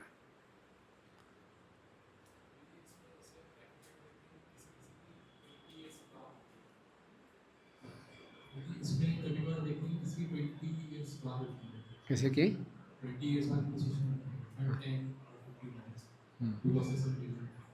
इसमें कंफ्यूजन होती है कि उनके लिए तो फिर ऐसे लगे कि इनकी अभी इनिशिएशन तो अभी इनके स्टार्ट हुई है। यस यस यस, बट वो भक्ति को तो बहुत लाइक 15 years से प्रैक्टिस कर पा रहे हैं।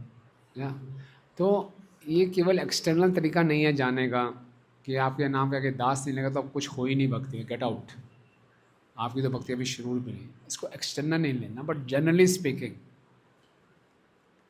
स्पीकिंग ये है। लेकिन इसका गलत उपयोग नहीं करना कि जो भक्ति जिसने दीक्षा नहीं ली तो उसको कुछ समझना ही नहीं कि आप तो भी वैष्णव कहलाने योग्य नहीं हो, ऐसा नहीं। ओके या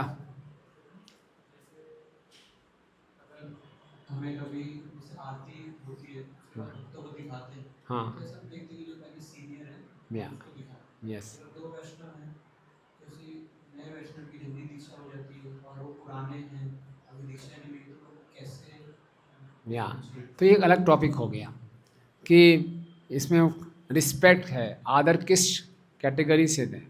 तो भक्तिविनोद ठाकुर ने चैतन्य शिक्षामृत में पूरा बताया है, 8 तरीके बताए हैं कैसे कैसे किसको रिस्पेक्ट देनी चाहिए।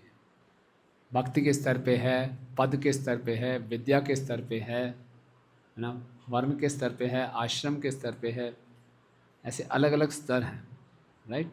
तो उसमें हम जनता ये देखते हैं, साधारणतः ये देखते हैं कि आश्रम के स्तर पे देखते हैं, और उसके बाद भक्ति के स्तर पे भी देखते हैं कि ये जाना जाता है भक्त में, ये ज़्यादा बड़ा प्रचारक है, वो है। फिर पदवी के स्तर पे भी देखते हैं, किसी के पास पदवी है तो उसको पहले दिखाना पड़ता है। ये एक्सटर्नली देखने की बात है। हम किसी की इंटरनल में कितना प्रेम है नाप नहीं सकते।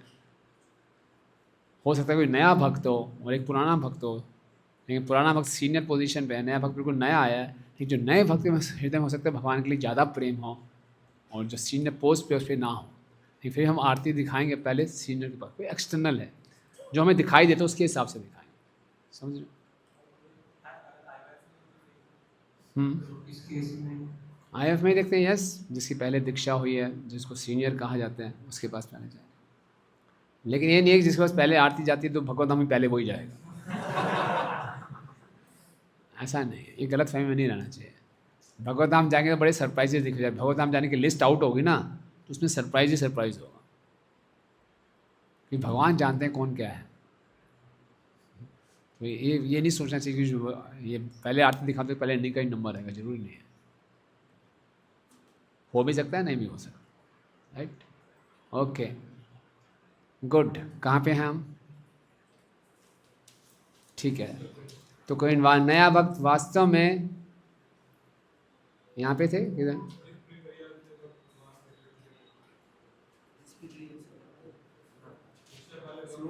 अच्छा, यस यस। तो ये बताया कि नया भक्त होता है उसको कैसे लेना है। जो वास्तव में दीक्षित हो जाए तो वो मध्यम के स्तर पे आ रहा है, वो उत्तम कनिष्ठ है या मध्यम के स्तर पे आ रहा है। तो उसको हमें प्रणाम करना चाहिए। ओके। और फिर ऐसे अनेक वैष्णवों में से कोई ऐसा होगा जो भगवान की सेवा में गंभीरता से संलग्न रहकर समस्त विधि विधानों का पालन करते हुए जप माला का नियत संख्या से जप करता है और सदैव कृष्ण भावित आंदोलन का विस्तार करने के विषय में विचार करता है, ऐसे वैष्णव को उत्तम अधिकारी के रूप में स्वीकार करना चाहिए और उसकी संगति करनी चाहिए।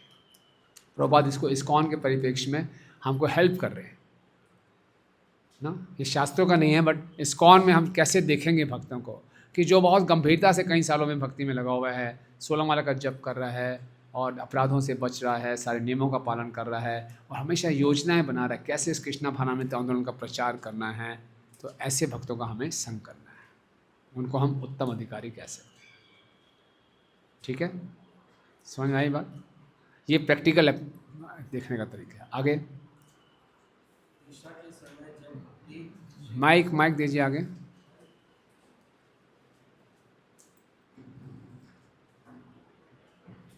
दीक्षा के समय जब भक्त श्री भगवान के प्रति पूर्ण भाव से आत्मसमर्पण करता है तो अरे उससे ऊपर बोलिए ना, जिस प्रक्रिया से भक्त कृष्ण के प्रति अनुरक्त होते हैं, वहाँ से बोलिए। जिस प्रक्रिया से भक्त भगवान श्री कृष्ण के प्रति अनुरुक्त होता है उसका वर्णन श्री चैतन्य चरितामृत अध्याय है 4:192 में। हम लोग ना हिंदी पढ़ सकते हैं ना इंग्लिश पढ़ सकते हैं, हमारी ऐसी हालत हो गई है। सोशल मीडिया ने इतना हमें कर दिया है, आधी हिंदी आधी इंग्लिश और शुद्ध हिंदी समझ में नहीं आती। क्या है 4 पता नहीं है क्या है 192 में हुआ है। दीक्षा काले भक्त करे आत्मसमर्पण, सही काले कृष्ण कार्य करे आत्मसमर्पण। दीक्षा के समय जब भक्त श्री भगवान के प्रति पूर्ण भाव से आत्मसमर्पण करता है तो भगवान श्री कृष्ण उसे अपने ही समान समझकर स्वीकार कर लेते हैं। हाँ, तो ये जो श्लोक है इसको कई लोग गलत समझ आते हैं। दीक्षा काले का अर्थ ये नहीं है कि जिस समय दीक्षा दी जा रही है। दीक्षा काले का अर्थ है कि जिस समय दीक्षा समाप्त हो रही है। जब दीक्षा समाप्त हो गई यानी कि उसको अपना स्वरूप मालूम चल गया, तो दीक्षा काले भक्त करे आत्मसमर्पण, तब उसने पूरा अपना समर्पण कर दिया है। सही काले कृष्ण तारे करे आत्मसम, तब कृष्ण उसको अपने समान बना लेते हैं, त्रिगुणातीत कर देते हैं, 3 गुणों से परे हो जाता है। जब हम दीक्षा ले रहे होते हैं हम त्रिगुणातीत थोड़ी होते हैं। दीक्षा लेने के बाद भी हम रजोगुण तमोगुण में रहते हैं, लेकिन जब हम आत्मसमर्पण बढ़ाते ऐसी स्टेज में आ जाते हैं, गुरु की कृपा से हम चर्चा करेंगे अगली क्लासों में कि भाव की स्टेज क्या होती है। तो भाव की स्टेज में जब आ जाते हैं, 3 गुणों से मुक्त हो जाते हैं, तो भगवान उसको अपने समान बना लेते हैं। ठीक है, दीक्षा समाप्ति कौन सी जैसे हाँ? हमने दीक्षा ली है, हाँ। तो अभी आपने कहा था कि जब हम दीक्षा लेते हैं तो दीक्षा स्टार्ट होती है, या तो दीक्षा खत्म होने की कौन सी स्टेज होती है? भाव, हाँ, भाव की स्टेज होती है जब हमें अपना स्वरूप मालूम चल जाता है कि कृष्ण के साथ मेरा क्या संबंध है, तो वो गुरु की आज्ञा का पालन करके ही स्टेज आएगी। राइट, आगे पढ़िए। दीक्षा की व्याख्या श्री जीव गोस्वामी द्वारा भक्ति सिद्धांत भक्ति संदर्भ बोलो क्या है? 7-6-7 नहीं 8-6-8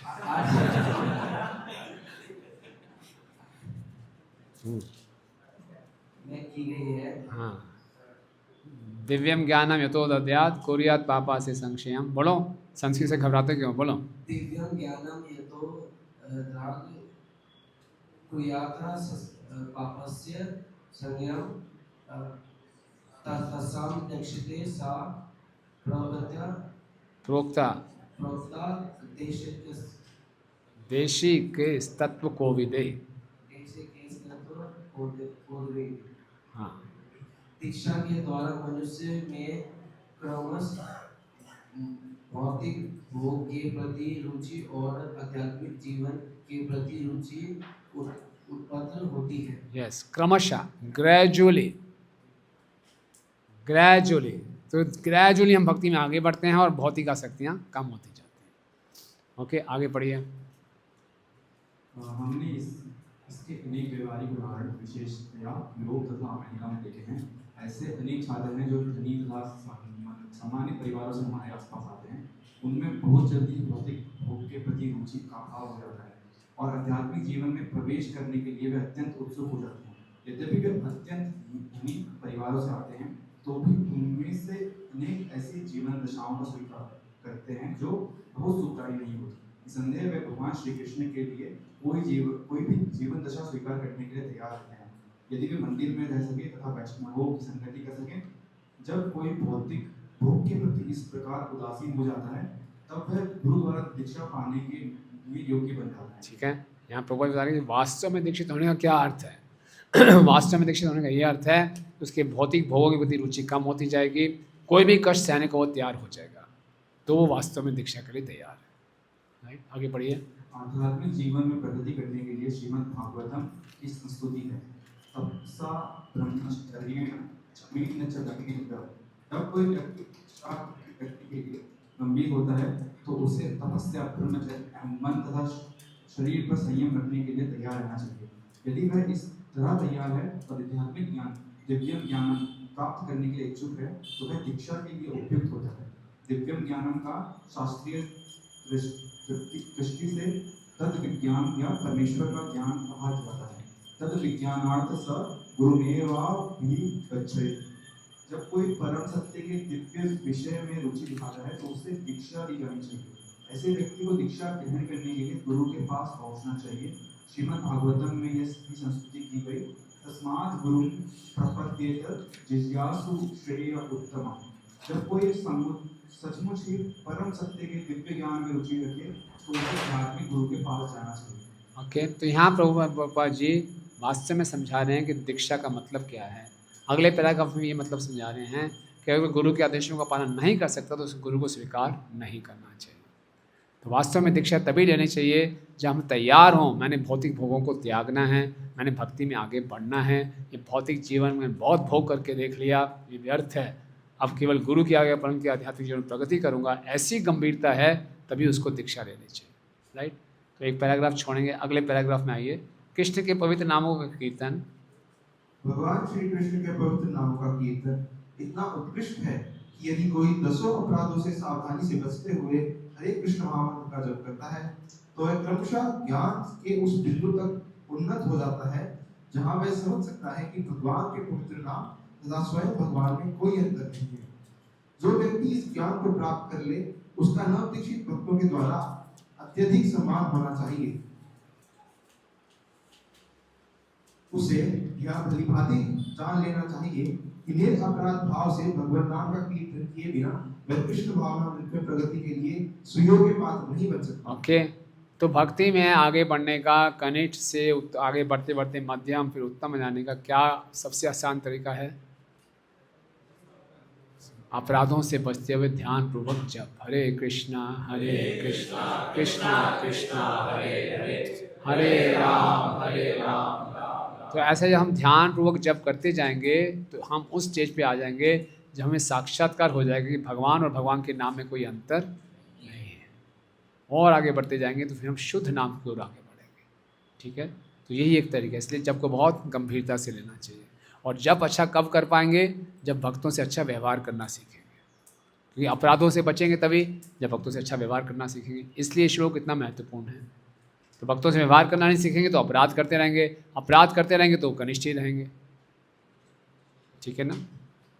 राइट, आगे पढ़िए। चैतन्य चरितामृत मध्य 22:69 में कहा गया है, यहाँ कोमल श्रद्धा से कनिष्ठ जन क्रमे क्रमे कहो भक्त भई वे उत्तम। जिसकी श्रद्धा कोमल तथा अदृढ़ हो वह नौसिखिया कहलाता है, लेकिन इस विधि का क्रमशः पालन करते हुए वह प्रथम श्रेणी के भक्त के पद तक ऊपर उठ जाए। तो कितना ये फेथ गिविंग है।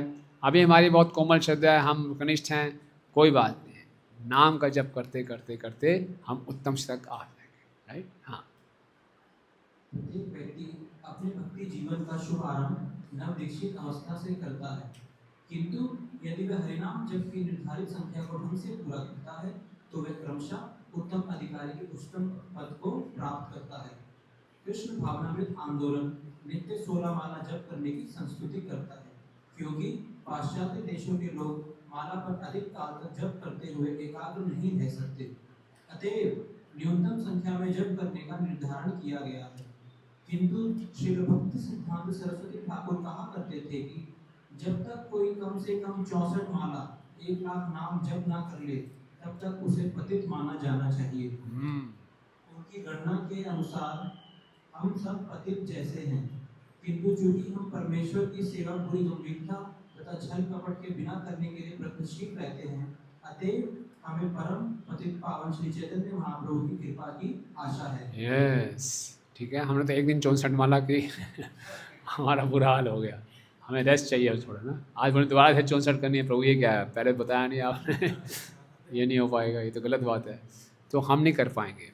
इसीलिए कई बार हमें डाउट हो जाता है मैं पतित कहाँ हूँ, मैं बिल्कुल ठीक हूँ, और जब बोले मौसम पतित प्रभु ना पाए बे यार, लगता नहीं मेरे लिए ये, पर तो दास ठाकुर जी बोल रहे हैं उनके लिए होगा,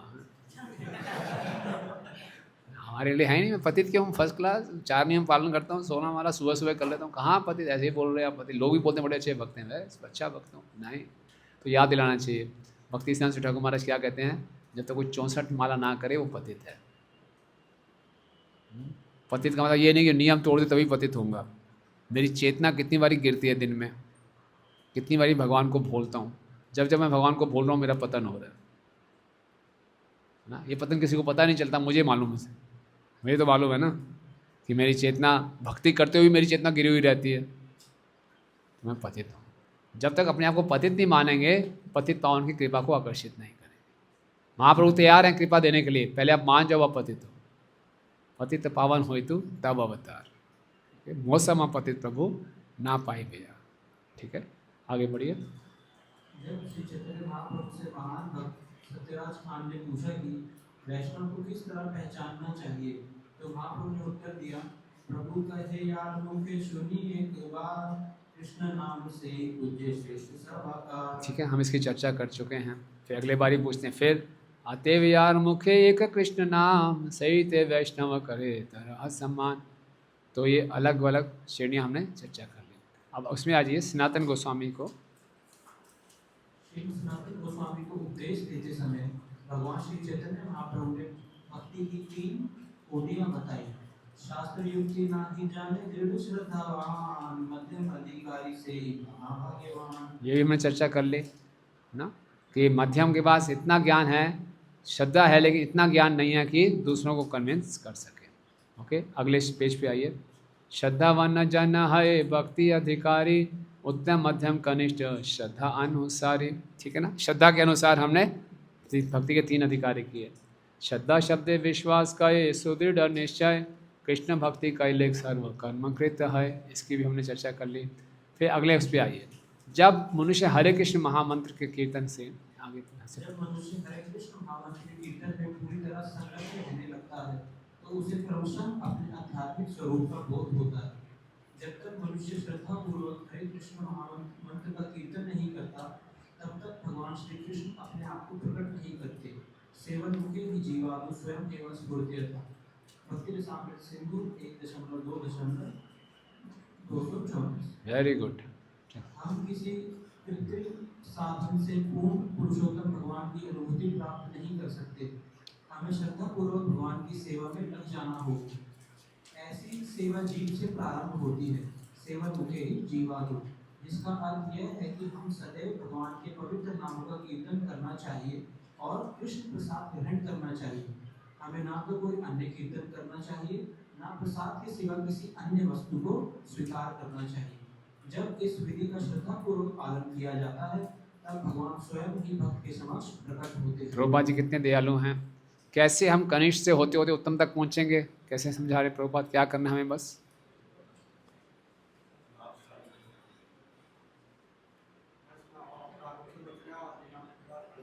हाँ, लेकिन इस पैराग्राफ में कैसे बता रहे हैं, कैसे वैष्णव अपराध से बच के हरि नाम का जप कर सकते हैं,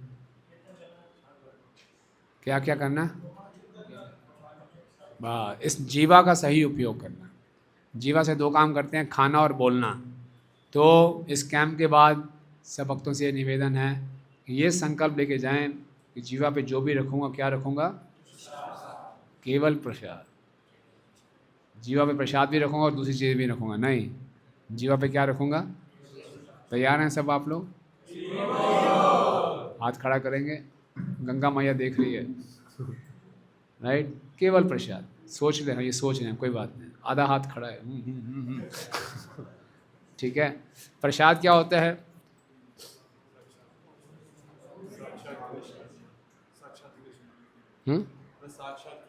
साक्षात कृष्ण होते हैं। हाँ, cooked by devotees, served by devotees. Ideal कि भक्तों के हाथ का बना हो, भक्ति के द्वारा सेवन किया हो। कई ऐसी परिस्थितियाँ होंगी, आप रथ यात्रा जाएंगे, जन्माष्टमी फेस्टिवल इत्यादि, तो कई बारी हम बाहर के लोगों को बुला के बनवाते हैं। 10,000 लोगों का बनाना है तो इतना भक्त लोग नहीं बना पाते। ऐसी विशेष परिस्थितियों में हम इस स्टैंडर्ड से डाउन आ सकते हैं, अन्यथा नहीं, अन्यथा नहीं। चलो यार माया क्या करें, ये बहुत अच्छा है, इसके गोलगप्पे बहुत अच्छे होते हैं, लाओ यार भोग लगाएं खाएं।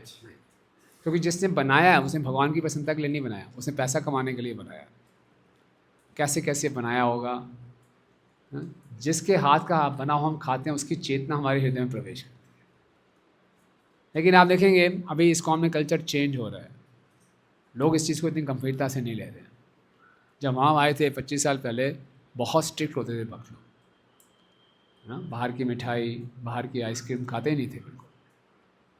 मतलब कि खाने थे तो हम सोचते हमारा फॉल डाउन हो गया, इतना हम गंभीरता से लेते थे। लेकिन अब हम देखेंगे कि आइसक्रीम्स और ये सब बड़ा कॉमन है। कोई बात नहीं, भक्ति इंडिविजुअल हम कर रहे हैं, हर किसी को अपने आप पे ध्यान देना चाहिए। हम ये बोलें प्रभु जी सब खाते तो मैं भी जरूर खाऊंगा, आपकी इच्छा है, आप खाइए या ना खाइए, राइट, आपकी इच्छा है। लेकिन इसका मतलब ये भी नहीं है कि जो खा रहा है उसके प्रति हम अपराध करें, ये तो कनिष्ठ ही रहेगा, ऐसा नहीं। ओके, ऐसा नहीं। इस ज्ञान का उपयोग दूसरों को जज करने के लिए नहीं करना, इस ज्ञान का उपयोग अपने आप को सुधारने के लिए करना। तो दूसरों को नीचे की दृष्टि से देखेंगे, आप आइसक्रीम नहीं खा रहे, वो आइसक्रीम खा रहा है, तो वो ज़्यादा तरक्की कर जाएगा, हम नीचे गिर जाएंगे। तो सिर्फ आइसक्रीम खा के तरक्की करूँ। तो इसीलिए बड़ा प्रैक्टिकल और बहुत ब्रॉड माइंडेड होना है। दूसरों के लिए हमने लीनियंट होना है, अपने लिए स्ट्रिक्ट होना है। वैष्णव क्या होते हैं? दूसरों के लिए लीनियंट है। नया नया व्यक्ति आया, उसको बोलें चलो यार आइसक्रीम खिलाते हैं आपको, खिला दो, कोई दिक्कत नहीं, ताकि उसको लगे भक्ति में कुछ मुझे ज़्यादा तपस्या नहीं है। लेकिन जब मैं अपने लिए लिखूँगा तो मैं स्ट्रिक्ट हूँगा। महाप्रभु जब भक्तों को प्रसाद बांटते थे, भर भर के बांटते थे। जगन्नाथपुर से जब प्रसाद आता, बढ़िया बढ़िया प्रसाद सबको खिलाते थे। जब खुद खाने बैठते थे, बोले नहीं, मैं चोखा दे दो, थोड़ा सा बॉइल्ड सब्जी दे दो, बस वही लेते थे, क्योंकि मैं और बढ़िया बढ़िया चीज़ें खाऊंगा, मेरी भोग की वृत्ति बढ़ेगी। लेकिन नए दूसरे भक्त होते थे, उनको ऐसा खिलाते थे, 5-5 लोगों जैसे खिला रहे हो, खाओ, राइट। तो अपने लिए हम स्ट्रिक्ट हो सकते हैं, दूसरों के लिए स्ट्रिक्ट होने की आवश्यकता नहीं, दूसरों को जज करने की आवश्यकता नहीं है। तो ये हम शास्त्र पढ़ते हैं इसलिए समझने के लिए पढ़ते हैं। आप समझे बात? तो जितना हम अपने जीवा को कंट्रोल करेंगे, वाचो वेगम भी और जीवा वेगम भी, उतना हम बड़ी तेज़ी से आगे बढ़ेंगे। लेकिन एट द सेम टाइम अपने स्तर को देखते हुए इतना ना कंट्रोल कर लें कि हम बहुत एजिटेटेड हो जाएं, दबा हुआ महसूस कर रहे हैं, और मौका मिले फिर सारे बंधन तोड़ दें। बहुत तपस्या हो गई है, फंस गया मैं तो, गलती से हाथ खड़ा क्या कर दिया, मैं तो फंस गया। तो प्रैक्टिकल रहें अपने साथ, है ना। जैसे इस श्लोक में बताया गया कि नकल नहीं माननी, अपने स्तर को देखते हुए, लेकिन मालूम होना चाहिए ये चीज़ सहायक है, इसका मुझे पालन करना है। तो अपने मन को देखते हुए आराम से इसको एडजस्ट करें। समझिए बात को, ना किसी के लिए जज करें, ना अपने लिए बहुत ज़्यादा ओवर एंथुसियाज्म में स्टैंडर्ड बढ़ा दें जल्दी। क्रमशः इसको देखें, जिससे हमारा मन उत्तेजित भी ना हो और हम अच्छे ढंग से खुशी खुशी इसको कर सकें।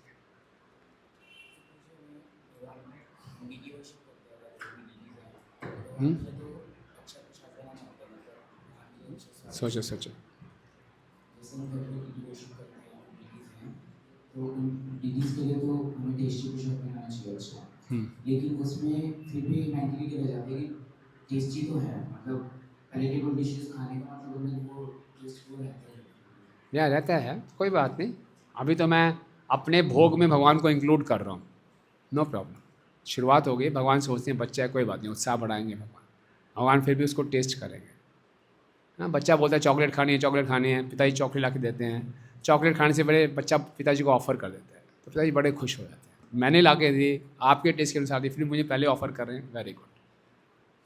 उसमें ऐसा कर सकते हो मतलब ज़्यादा रजोगुनी ना बनाने सात्विक या सात्विक बनाने का प्रयास करें, राइट? ठीक है, गुड। तो ये प्रैक्टिकल देखना है।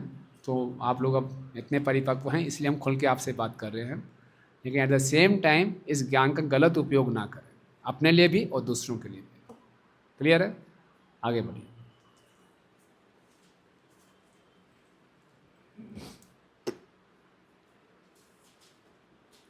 जब कोई व्यक्ति,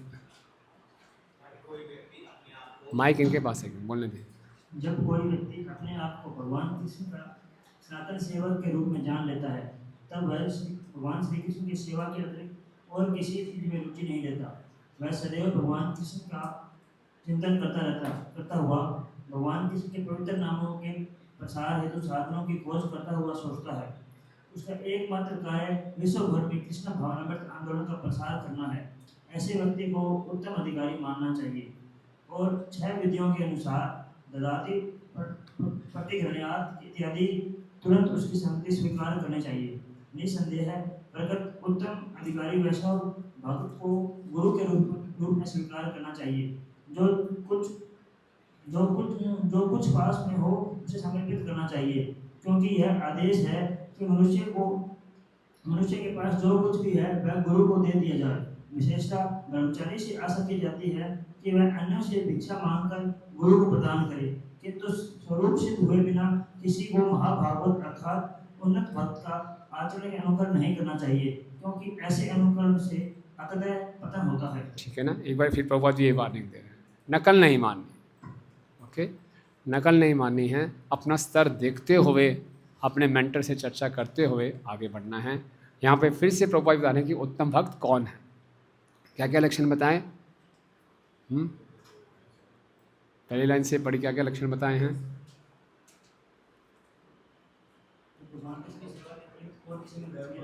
पहले अपने आप को सेवक के रूप में पहचानता है, दूसरा सेवा के अतिरिक्त किसी और चीज़ में रुचि नहीं रखता, और तीसरा सदैव कृष्ण का चिंतन करता है, चौथा कृष्ण के पवित्र नाम के प्रसार हेतु साधनों की खोज करता रहता है, चौथा पांचवा विश्व भर में कृष्ण आंदोलन का प्रचार करना है। 5 लक्षण प्रभुपाद जी ने छोटी सी पैराग्राफ में बता दिया। ओके, तो ऐसे आपको इस्कॉन में कितने भक्त दिखाई देते हैं इन लक्षणों के साथ? बहुत सारे। उनको प्रभुपाद क्या कह रहे हैं, क्या है वो? उत्तम अधिकारी हैं। और ऐसे ही उत्तम अधिकारी को हमें गुरु के रूप में स्वीकार करना चाहिए, और अपने स्तर को भी देखना है, क्या मेरे में 5 लक्षण प्रकट हो रहे हैं? नहीं हैं, तो मैं नकल ना मारूं कि हम देखते हैं हमारे आचार्य लोग, सीनियर लोग ऐसे व्यवहार करते हैं, मैं भी वैसा व्यवहार करना शुरू कर दूं, वैसा ड्रेसअप शुरू कर दूं, वैसे बातचीत का स्टाइल शुरू कर दूं। एक्सटर्नल वो करेंगे तो मेरा पतन हो जाएगा। ठीक है, राइट, आगे बढ़िए। और ऐसे भक्तों का हमें गुरु भी बनाना है, और ऐसे लोगों का हमें संग भी करना है। वो दीक्षा गुरु भी हो सकते हैं, हमारे शिक्षा गुरु भी हो सकते हैं, और ऐसे भक्तों के लिए हमें संग के लिए ललायित है।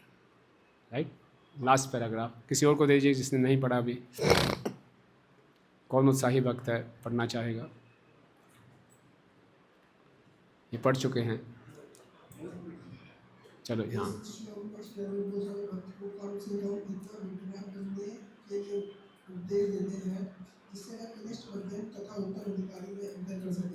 भक्त को अपनी स्थिति पर जाननी चाहिए और किसी उच्च पद पर स्थित भक्त का अनुकरण करने का प्रयास नहीं करना चाहिए।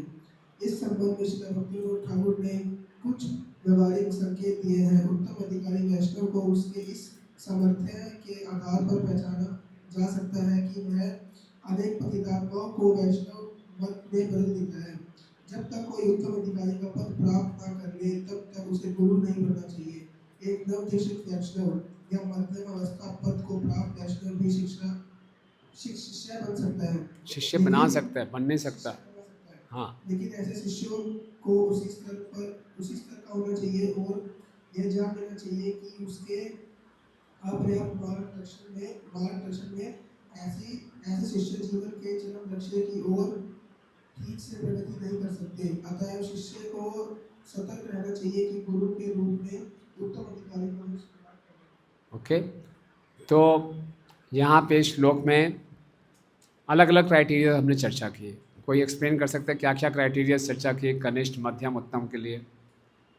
हाँ बोलिए, माइक दीजिए आगे।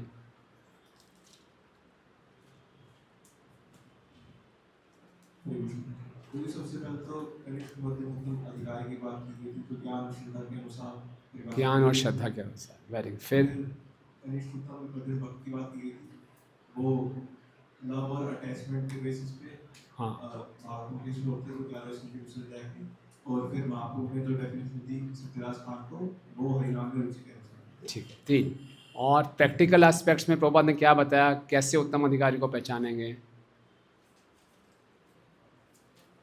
इस तात्पर्य से हाँ देखो, आपको देखते हो अपना भक्ति मांगते हो, ये तो शास्त्रों के अनुसार हो गया। प्रैक्टिकल कुछ लक्षण बताए उत्तम को, वो भी शास्त्रों के अनुसार हुआ चेतन में। यस प्रभु।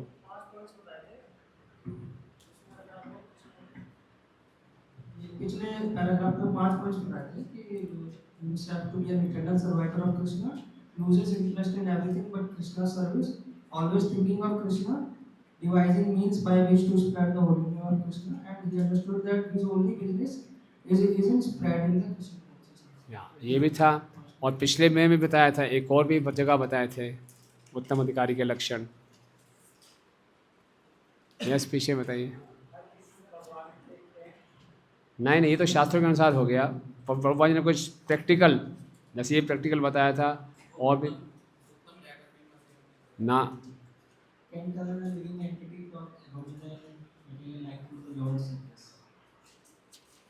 नहीं, ये कहाँ से आप बोल रहे हो? ये हाँ अगला जो भक्ति विनोद ठाकुर जी का है, एक ये भी बताया कि उत्तम अधिकारी को कैसे पहचानेंगे, कितने पतित जीवों को उन्हें भक्ति दी है, कितनों को वैष्णव बना दिया। दूसरा एक और प्रैक्टिकल एस्पेक्ट पहले हमने चर्चा की थी, इसके पिछले पेजों में है।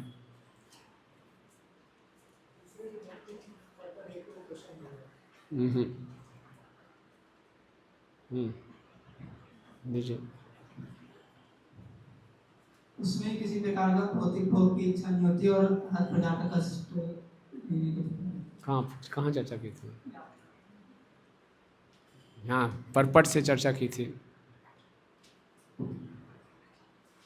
जो भगवान की सेवा में गंभीरता से संलग्न रहकर समस्त विधि विधानों का पालन करता है, जप माला का नियत संख्या में जप करता है, सदैव कृष्ण भावना आंदोलन का विस्तार करने के विषय में विचार करता रहता है। यस तो 3 प्रैक्टिकल एस्पेक्ट्स प्रभुपाद ने बताए परपट में, और 3 हमने शास्त्रिक एस्पेक्ट चर्चा किए।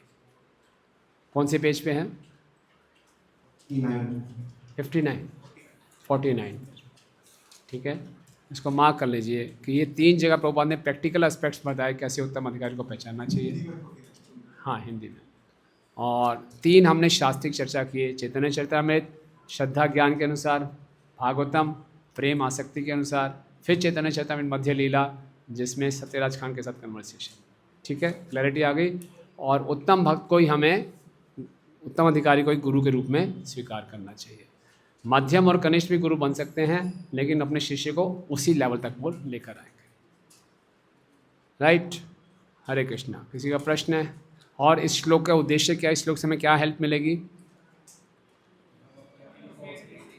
3 इसके फायदे बताए गए इस श्लोक के।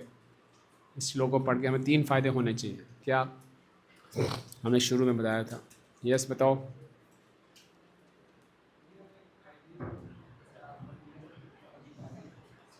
माइक आ रहा है, माइक में बोलो।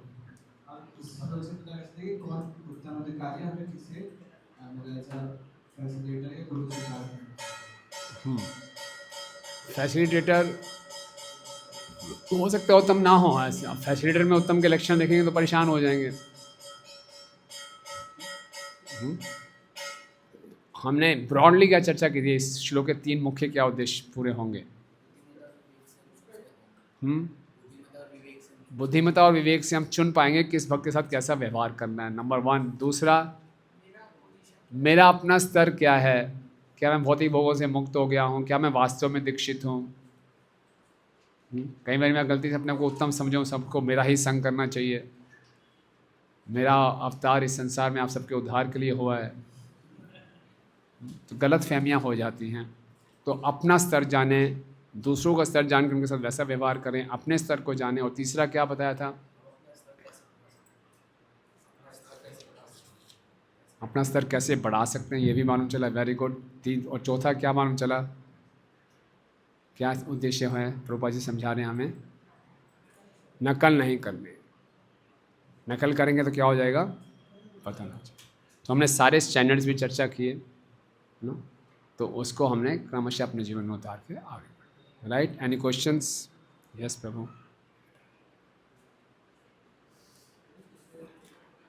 परपट से चर्चा कर रहे थे कि दीक्षा तभी लेनी चाहिए जब एक भक्त का भौतिक भोग के प्रति रुचि कम हो गई हो और वो रेडी हो गया है कि अब जो गुरु के इंस्ट्रक्शंस मिलेंगे मैं उसको फॉलो करूँगा। लेकिन प्रभु जी ऐसे एक प्रभु जी माइंड में ऐसा थॉट आता है कि अभी जैसे एक परंपरा से हम जुड़ जाएंगे और फिर और प्योरिटी से हरि नाम लेंगे तो धीरे धीरे फिर हम प्रोग्रेस करेंगे। तो लेकिन प्रभु जी जैसे जो परपट में बताया तो काफ़ी वो स्ट्रिक्ट लग रहा है, तो आप थोड़ा बता सकते हैं? परपट में बहुत स्ट्रिक्ट लग रहा है, और लेकिन फिर हम दीक्षा के लिए लोगों को उत्साहित भी करते हैं, तो कैसे समझें? तो मेरी अभी रुचि ख़त्म नहीं हुई है भोगों के प्रति, लेकिन इसको ख़त्म करना चाहता हूँ, बहुत गंभीरता से ख़त्म करना चाहता हूँ। मैं फ्रस्ट्रेट हो गया हूँ, मेरी भौतिक भोगों में इतनी रुचि क्यों है, मैं से छुटकारा चाहता हूँ, ये भावना है। और मैं भक्ति में आगे बढ़ना चाहता हूँ, वास्तव में आगे बढ़ना चाहता हूँ, तो लेना चाहिए। ये नहीं कि मैं भौतिक भोगों में भी रुचि रखूँगा, भक्ति में भी आगे बढ़ने का ढीला ढालापन है, तो नहीं। बाहरी रूप से दीक्षा की तैयारी है, 16 माला जप, 4 नियमों का पालन, 1 साल कम से कम, ये बाहरी रूप से है। आंतरिक रूप से देखना चाहिए, क्या वास्तव में भौतिक भोगों से छुटकारा चाहता हूँ कि नहीं चाहता? मैं से छुटकारा चाहता हूँ, लेकिन मैं बहुत कमज़ोर हूँ, तो मुझे शक्ति चाहिए, मुझे कृपा चाहिए, फिर दीक्षा। और प्रभु जी जैसे आप बता रहे पूरी तरह से फ्रस्ट्रेट हो गया हो, ये भी थोड़ा ज़्यादा लग रहा है। हाँ ठीक है, तो थोड़ा और वेट कर लीजिए। फ्रस्ट्रेट हो जाना चाहिए, है ना? मैं नहीं चाहता इसका, तब हम दीक्षा को गंभीरता से लेंगे। राइट? लेकिन सालों साल बीते जा रही, फ्रस्ट्रेशन आ ही नहीं रहा, तो जन्म बर्बाद हो जाएगा। इसका मतलब फ्रस्ट्रेशन लाने के लिए मुझे कृपा चाहिए, फ्रस्ट्रेशन इतना स्ट्रांग नहीं हो रहा, तो फिर ले लेनी चाहिए। यस गुरु जी, आपने अधिकारी और भक्त का और डिफरेंस बताया था, तो कोई ऐसा हो सकता है कि कोई अधिकारी वाले लेवल दूसरा हो, किसी भक्त का, और भक्त वाला लेवल दूसरा हो? यस यस यस, ये चर्चा करेंगे लंच के बाद, या अभी कर लें? लंच में देरी है तो अभी कर लेते हैं। अच्छा, लंच तैयार है, ठीक है। और कोई? हाँ, 1-2 प्रश्न। यस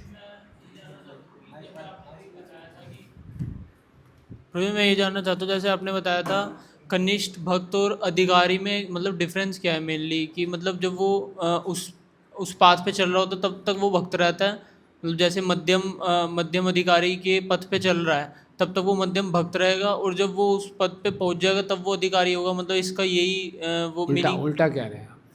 मतलब जब पथ पे चल रहा है तो वो अधिकारी है, जब उस लेवल पे पहुंच जाएगा तो भक्त है। मैं इंजीनियरिंग कॉलेज में आ गया, अधिकारी हूँ, इंजीनियर बन के जॉब लगी तो पहुँच गया। ठीक है प्रभु जी, समझ गए? हाँ जी हाँ जी, थोड़ा कन्फ्यूजन थी इसके लिए। आगे कल अभी लंच के बाद और क्लियर हो जाएगा। प्रभु जी मेरा क्वेश्चन है कि अगर भक्तों को चूज करते टाइम कि ये कनिष्ठ है, ये मध्यम है और वो उत्तम है, अगर गलती से वैष्णव अपराध हो गया किसी से, तो उसका क्या सॉल्यूशन है? तो ऐसे लेंस लेके नहीं घूमना, कनिष्ठ कनिष्ठ कनिष्ठ, अरे यार सभी कनिष्ठ हैं, आगे चलो, ऐसा नहीं। सबसे पहले तो अपने को देखना है, मैं क्या हूँ। यार पता चल रहा है मैं तो प्राकृत साइड से थोड़ा सा शायद वो ही हूँ, या थोड़ा ऊपर। ओके, तो मैं कनिष्ठ हूँ। और फिर देखें कि जो हरिनाम का जब गंभीरता से करने का प्रयास कर रहा है, शास्त्रों को अपने जीवन में उतारने का प्रयास कर रहा है, गुरु की सेवा करने को हृदय से प्रयास कर रहा है, वो मेरे लिए उसका संग मुझे चाहिए। उसमें से भी अगर कोई निंदा कर देता है थोड़ा उसे अवॉइड करूँगा। जो इन सब के लक्षण भी हैं और निंदा नहीं करता, मेरा उत्साह बढ़ाता है भक्ति में, तो उसके लिए मैंने संग करना है ना। हो सकता है उसमें उत्तम के पूरे लक्षण नज़र ना आ रहे हों, हो सकता है उसकी भौतिक भोग में पूरी रुचि खत्म ना हुई हो सकता है वो इतनी योजनाएं ना बना रहा हो कि बहुत प्रचार करना है, लेकिन वो निंदा चुगली से बचता है, गंभीरता से भक्ति करने का प्रयास कर रहा है, तो उसका संग मेरे लिए वांछनीय है। ऐसा होना चाहिए। हमने किसी को लेबल करने के लिए नहीं चुनना कनिष्ठ है, मध्यम है, उत्तम है। हमने चुनना है कि मुझे किसका संग करना है, वो चुनना। राइट, समझ गया?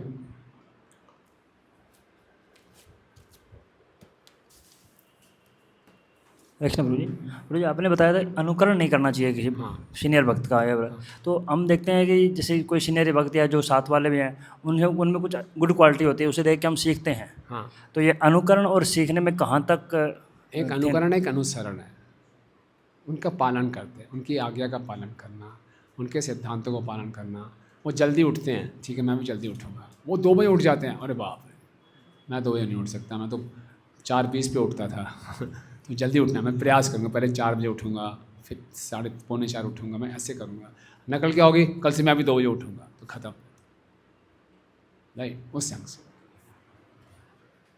हरे कृष्णा प्रभु जी जैसा आपने बताया कि मध्यम अधिकारी फ्रेंडशिप को समझता है। हाँ। एक उसी को लेके उत्तम अधिकारी मतलब उत्तम जो भक्त होता है वो फ्रेंडशिप को लेके उसका क्या पॉइंट ऑफ व्यू होना चाहिए? वो तो सोचता है कि सब मेरे लिए पूजनीय है, सबसे निकृष्ट मैं हूँ, मेरे में कुछ भी नहीं है। महाप्रभु बोलते थे मेरे में प्रेम है ही नहीं। भक्तों बोले आप तो प्रेमा अश्रु बहाते, बोले सब दिखावा है। हरिदास ठाकुर भी यही बोलते हैं लास्ट में कि मेरे को कोई नाम, आपने नामाचार्य ऐसे ही बोल दिया, मेरे को नाम के प्रति कोई रुचि ही नहीं है। पूरा दिन नाम जपते रहते थे, बोले नाम के प्रति रुचि नहीं है। वो ऐसा महसूस करते हैं, कहने के लिए नहीं बोल रहे, वास्तव में ऐसा महसूस करते हैं। हरे कृष्ण प्रभु जी जैसे आगे बढ़ते हैं भक्ति में, तो ऐसा मतलब एक पिक्चर होती है कि डिसाइपलिक सेशन में अभी तो हम कनेक्ट हुए नहीं हैं, जो डिसाइपल परंपरा में अभी तो कनेक्ट हुए नहीं है, लाइक जब तक दीक्षा नहीं ली, तो जो अथॉरिटी है तो उनसे ही हम पूरा सब कुछ सीखते हैं। तो ऐसे में और ये भी होता है कि जो अथॉरिटी कर रही है वो एकदम सही है और होता भी है, बट फिर ऐसे में कुछ ऐसी चीज़ें हम सीख जाते हैं जो कि बाद में हमें आगे जाकर पता चलता है कि नहीं ये चीज़ शायद ठीक नहीं थी, जो मैंने देख लिया, कॉपी कर ली एक तरह। वैसे कॉपी ही हम करते हैं अथॉरिटी को, जो वो कर रहे हैं वो सही कर रहे हैं, तो इसमें फिर वेरी गुड क्वेश्चन। हो जाती है।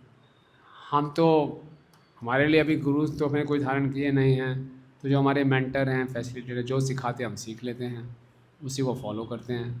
बाद में मालूम चलता है भैया पूरा ने सही नहीं सिखाया उन्होंने, इनका आचरण पूरा ठीक नहीं था, हमें मालूम चल जाता है तो कैसे करना है। राइट, ये क्वेश्चन है ना। तो अगले श्लोक में और इसकी विस्तार में चर्चा करेंगे। और इसीलिए बताया गया है कि शास्त्रों को अच्छे ढंग से पढ़ना समझना है। हमने ब्लाइंड फॉलोवर नहीं बनना। ओके, कोई अथॉरिटी की पोजीशन पे भी है तो वो परफेक्ट नहीं है, हो भी सकता है नहीं भी हो सकता। मैं आपको ये पढ़ा रहा हूँ, इट डजेंट मीन कि मैंने सब अपने जीवन में उतार लिया है। पढ़ाने की मेरी सेवा है, पढ़ा रहा हूँ तो मैं भी सीख रहा हूँ। आप भी आगे जाके इसको पढ़ाएंगे, इसका मतलब कि आप पूरा जीवन में उतार लें। हम सब सीख रहे हैं, अपने आप को सुधारने का प्रयास कर रहे हैं। सब में कुछ ना कुछ दोष निश्चित रूप से होंगे ही होंगे। राइट, तो किन दोषों को कितना देखना है ये अगले श्लोक में चर्चा करेंगे। राइट, लेकिन इसीलिए बोला गया है कि हमें प्रभुपाद की पुस्तकों को पढ़ना है, बुक्स आर द बेसिस, ताकि हम ब्लाइंड अंधाधुंध फॉलोइंग ना करें। ब्लाइंड फॉलोवर नहीं बनना। हम शास्त्रों को पढ़ेंगे और देखेंगे कि हमारे फैसिलिटेटर, हमारे मेंटर का व्यवहार बिल्कुल शास्त्रों के विपरीत है, हो सकता है ऐसा, तो सावधान हो जाना चाहिए, ये तो गड़बड़ लग रही है। तो फिर हमें और वरिष्ठ वैष्णव से जाके पूछना चाहिए, अपना हृदय खोलना चाहिए। ओके, लेकिन इसका ये मतलब भी नहीं है कि मैंने शास्त्रों को पढ़ लिया, आप फॉल्ट फाइंडिंग में लंच लेके घूमता रहूँ, अपने थॉट में देखता रहो, ये पकड़े गए, ये पॉइंट नोट करूँ, ये पकड़े गए, 10 में से केवल 1 नंबर, -1, चलो, ऐसा नहीं, समझे ना। नहीं हो फॉल्ट्स दिखाई देंगे, निश्चित रूप से देंगे, होंगे। तो उन फॉल्ट्स को कैसे देखना है, उनके साथ भी उनको कैसे अथॉरिटी के रूप में स्वीकार करना है, ये आगे फिर नेक्स्ट में चर्चा करेंगे। श्रद्धा भी कैसे बढ़ेगी, तो यही ट्रेनिंग लेनी है हमने। हम लोग कई बार भक्ति में आते हैं बहुत आदर्शवादी बन के, यहाँ पे जो भक्त हैं सब के सब सीधा वैकुंठ से अभी भी उतरे हैं, है ना। ऐसा नहीं है, ये हॉस्पिटल है ना, हॉस्पिटल में सब अपना इलाज करा रहे हैं। तो जो सीनियर पेशेंट होता है वो आधा डॉक्टर बन जाते हैं उसको एक्सपीरियंस हो चुका था, यार खांसी आएगी, शांत हो जा, कोई बात नहीं, पेट में भी दर्द होगा यार, मालूम है, 10 लगे कोई बात नहीं, लगा रहा ऐसे ना। उसको आधा डॉक्टर बन जाता है, बोले प्रभु जी आप तो सबको जानते हैं, मैं भुगत चुका हूँ इसको, कोई बात नहीं मुझे मालूम, तो आधा डॉक्टर बन जाता है। आप कभी जेल में गए हैं?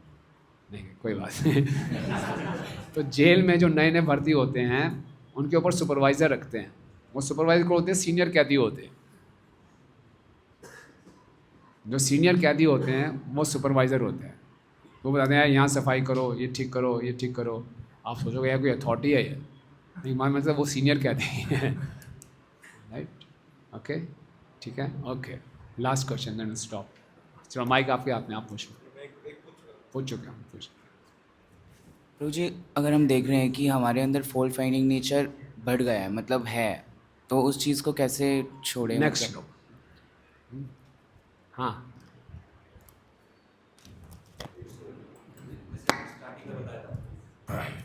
कि कनिष्ठ, मध्यम और उत्तम में जो अधिकारी होते हैं, उसमें उत्तम अधिकारी जो है वो भगवान का प्रचार नहीं करता क्योंकि वो सोचता है कि मैं सबसे नीचे हूँ, और इसमें मध्यम को हम उच्च पे मानते हैं। और फिर आपने बाद में ये बताया कि मध्यम अधिकारी जो होता है, जो मतलब भगवान के नाम के प्रचार के लिए योजनाएं बनाता है, और उत्तम अधिकारी उसको उत्तम की श्रेणी में मानना चाहिए। तो इसमें कैसे समझें, मतलब? सही बात है।